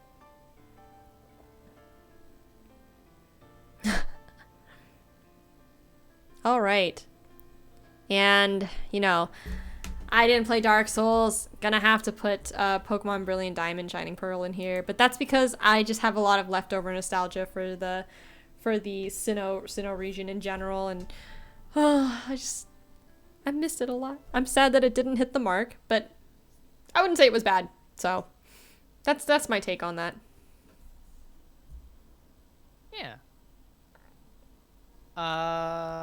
I guess John really liked Elden Ring. Yeah, I've heard good things about Elden Ring, but I'm not willing to give it a shot. Maybe if it goes a ton on sale and I have no backlog games, but I just have no interest in playing the From Software. Yeah, for sure. Dizzy, thank you for the raid. I super appreciate you. Wait, what were you streaming? I didn't even realize. But welcome, streamers. We are actually at the last leg of our tier list stream for what we think would be game of the year for our own personal categories. Not necessarily games that came out this year, but games that we played. You're still rating games? Yeah, Dizzy, I'm still here. You just made it in time to catch the very last category. actually. So glad you could make it, and super thank you again for the raid. I appreciate it.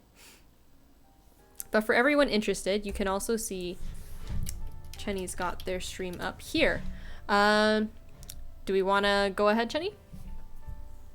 Yeah. So, the peak of the night, the moment you've all been waiting for. This is Mae and Chenergy's 2022 Game of the Year that we played. Your nominees, it's kind of a long list here, are Stacked. Spider-Man PS4, Final Fantasy 14, Xenoblade Chronicles 3, Bayonetta 3, Neon White, Persona 5 Royal, and I'm missing Pokemon Legends Arceus, and last but not least, Kirby and the Forgotten Land. Those were our top picks from the year. So we got 8 in total to pick from. I'll wait for you to pick up all of them. I think you're missing. Pokemon Am I missing one? No, you got that. You're missing. No, I think I got them all. No, Oh, I got them all. It's just that yours is smaller than mine. Oh, that makes sense. Mm-hmm. Alright. Okay.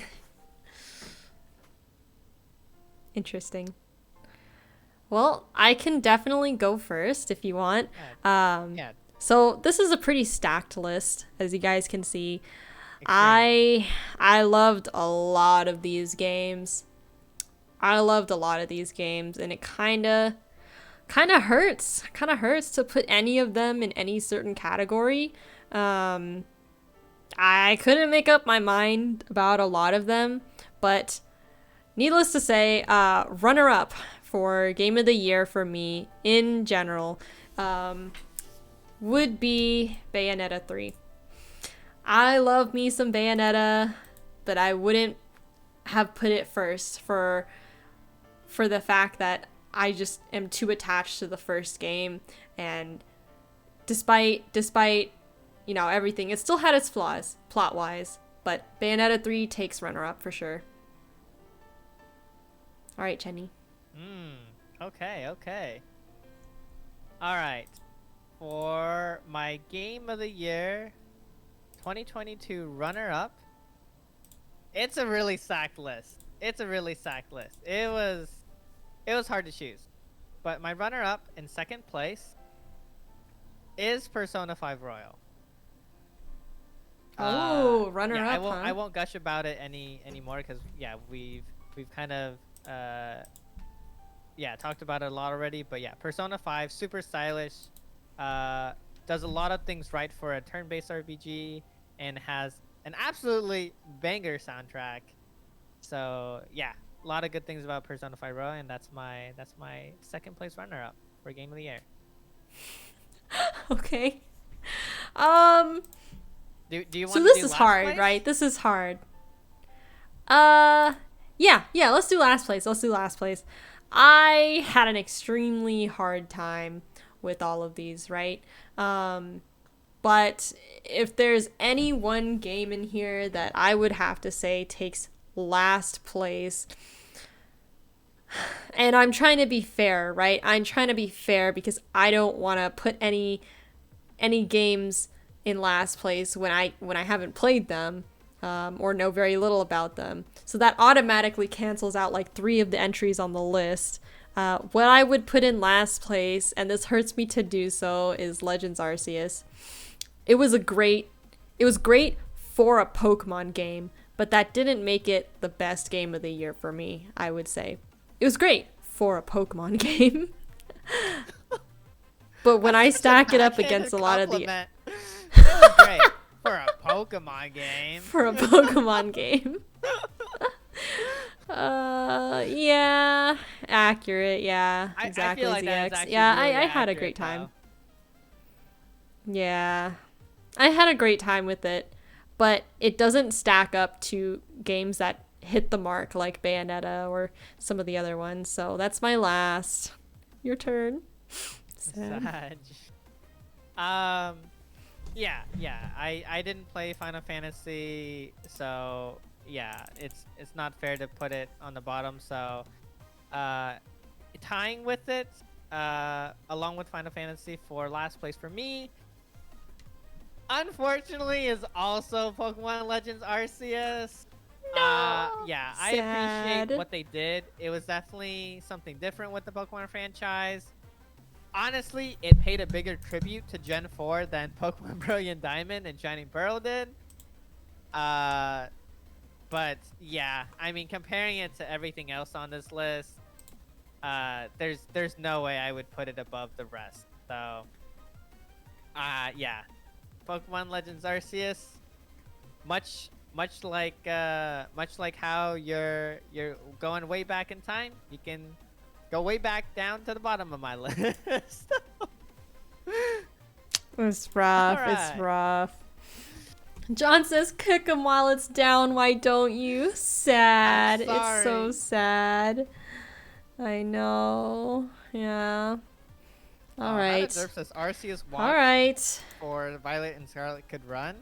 I actually disagree. I think Arceus is a better game than Violet and Scarlet, personally. Ooh. But I like the that's my departure personal from the opinion. mainline Pokemon formula. Yeah. All right. All right. Here we go. Want to give your game of the year? My Drum roll. game of the year. My game of the year, and this is not surprising, but it is Persona 5 Royal. Okay, just want to put in a little thing though. What I think deserves game of the year is Persona 5 Royal, but my heart wants me to just like, oh yeah, just move. Yeah, there you go. There you go. I had a lot of fun with Final Fantasy 14 as well. So I would put, for personal enjoyment, it stands alongside Persona 5 Royal at the top. But yeah, like those are that's my cheating. two. No. Doesn't that make No. it, Don't worry about it. runner-up? Oh, but then I have to bump Bayonetta down. No, I'm in pain.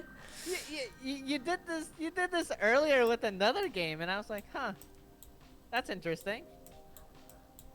I don't know. It's so hard. Okay. You know what? Okay, reframe. Persona 5 Royal takes the top. No, I can't do it. It's too painful. It's too painful. Okay, that's okay. They can both share the runner-up seat. The seat is big enough. It's okay. Don't worry, Okay, guys. okay. I won't drop you down anymore. Go on. You can go ahead now. Okay.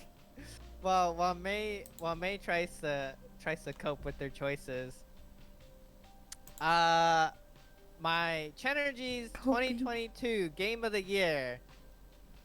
People in chats, I think, can already guess it, but we're going with Xenoblade Chronicles 3. Let's go! Was that ever in question?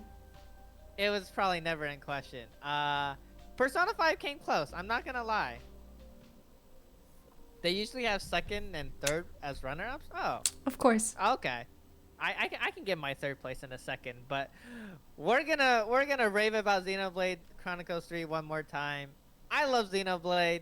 I think the third entry was really shocking to me. I didn't expect them to announce it earlier this year, let alone release it in the same year. It had its flaws, for sure.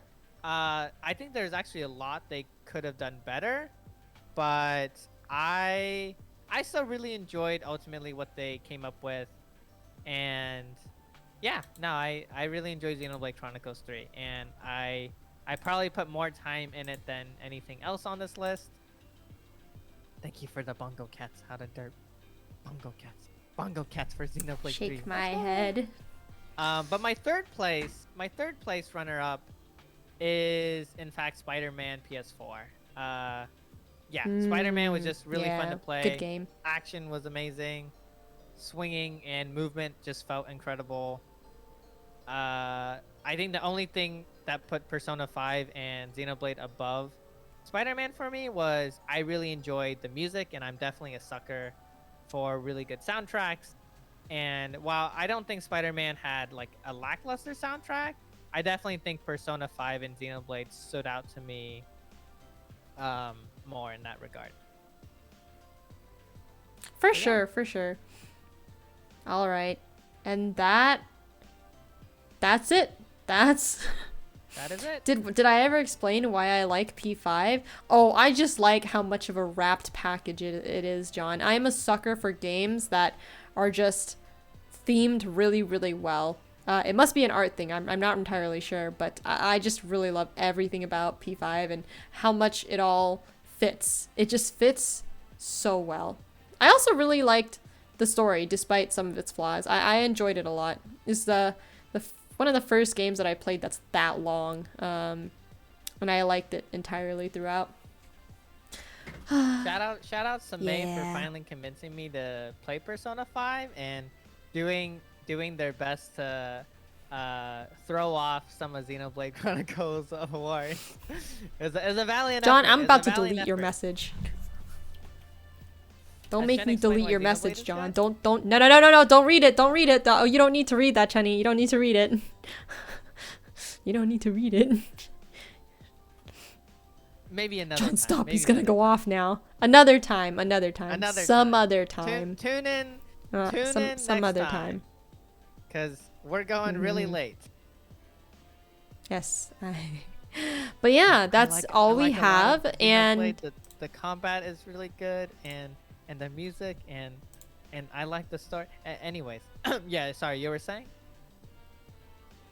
Yeah, do you want to yeah, that's pretty much it for our Game of the Year, personal Game of the Year awards. Do you wanna pick someone to raid? And by pick I mean we're gonna raid Desi probably. Yeah, we can. I think there's Desi, there's D-Rad, but yeah, let's go with Desi. I like Desi. I like them both. This has been a time. Thank you so much for being here, John, and ZX too, and everyone else who has stopped by and is probably listening. Explain. I feel like we definitely bonded. I feel like you guys judged us. I can't. Thank you for streaming. No, thank you, Boogums. Thank you for being here. I need to eat too. Yeah, but I'm a huge Xenoblade fan. I just really like the story. I really like the characters. I think the combat's also really fun. I like that it's an RPG that's not turn-based. I think that's like a really big thing, and I really like its music. So, yeah, that's why I like Xenoblade. You can hear me rave about it more in future streams. I'd be happy to actually discuss a lot of the lists we came up with, because I think it makes for a lot of interesting talks. And there's some games that we also didn't get to touch on that I'm kind of sad we didn't include, like Smash. I really like Smash. There's some other like indie games here and there, but it's too much, and we've already talked a lot. But yeah, thank y'all for coming. I appreciate both everyone in Mae's chats and my chats. And yeah, we're gonna raid Dusty together, right? But yeah. Super appreciate you guys for being here. Thank you, Boogums, for stopping into the stream and listening the whole time, and everyone else too who was just here. Super appreciate the support, and I hope you all have a good night, because I am gonna have a good night. I am knocking out after this. But yeah,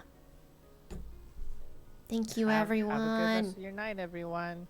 Thank y'all for hanging out and chatting with us and listening to us and shaming us for certain video game things.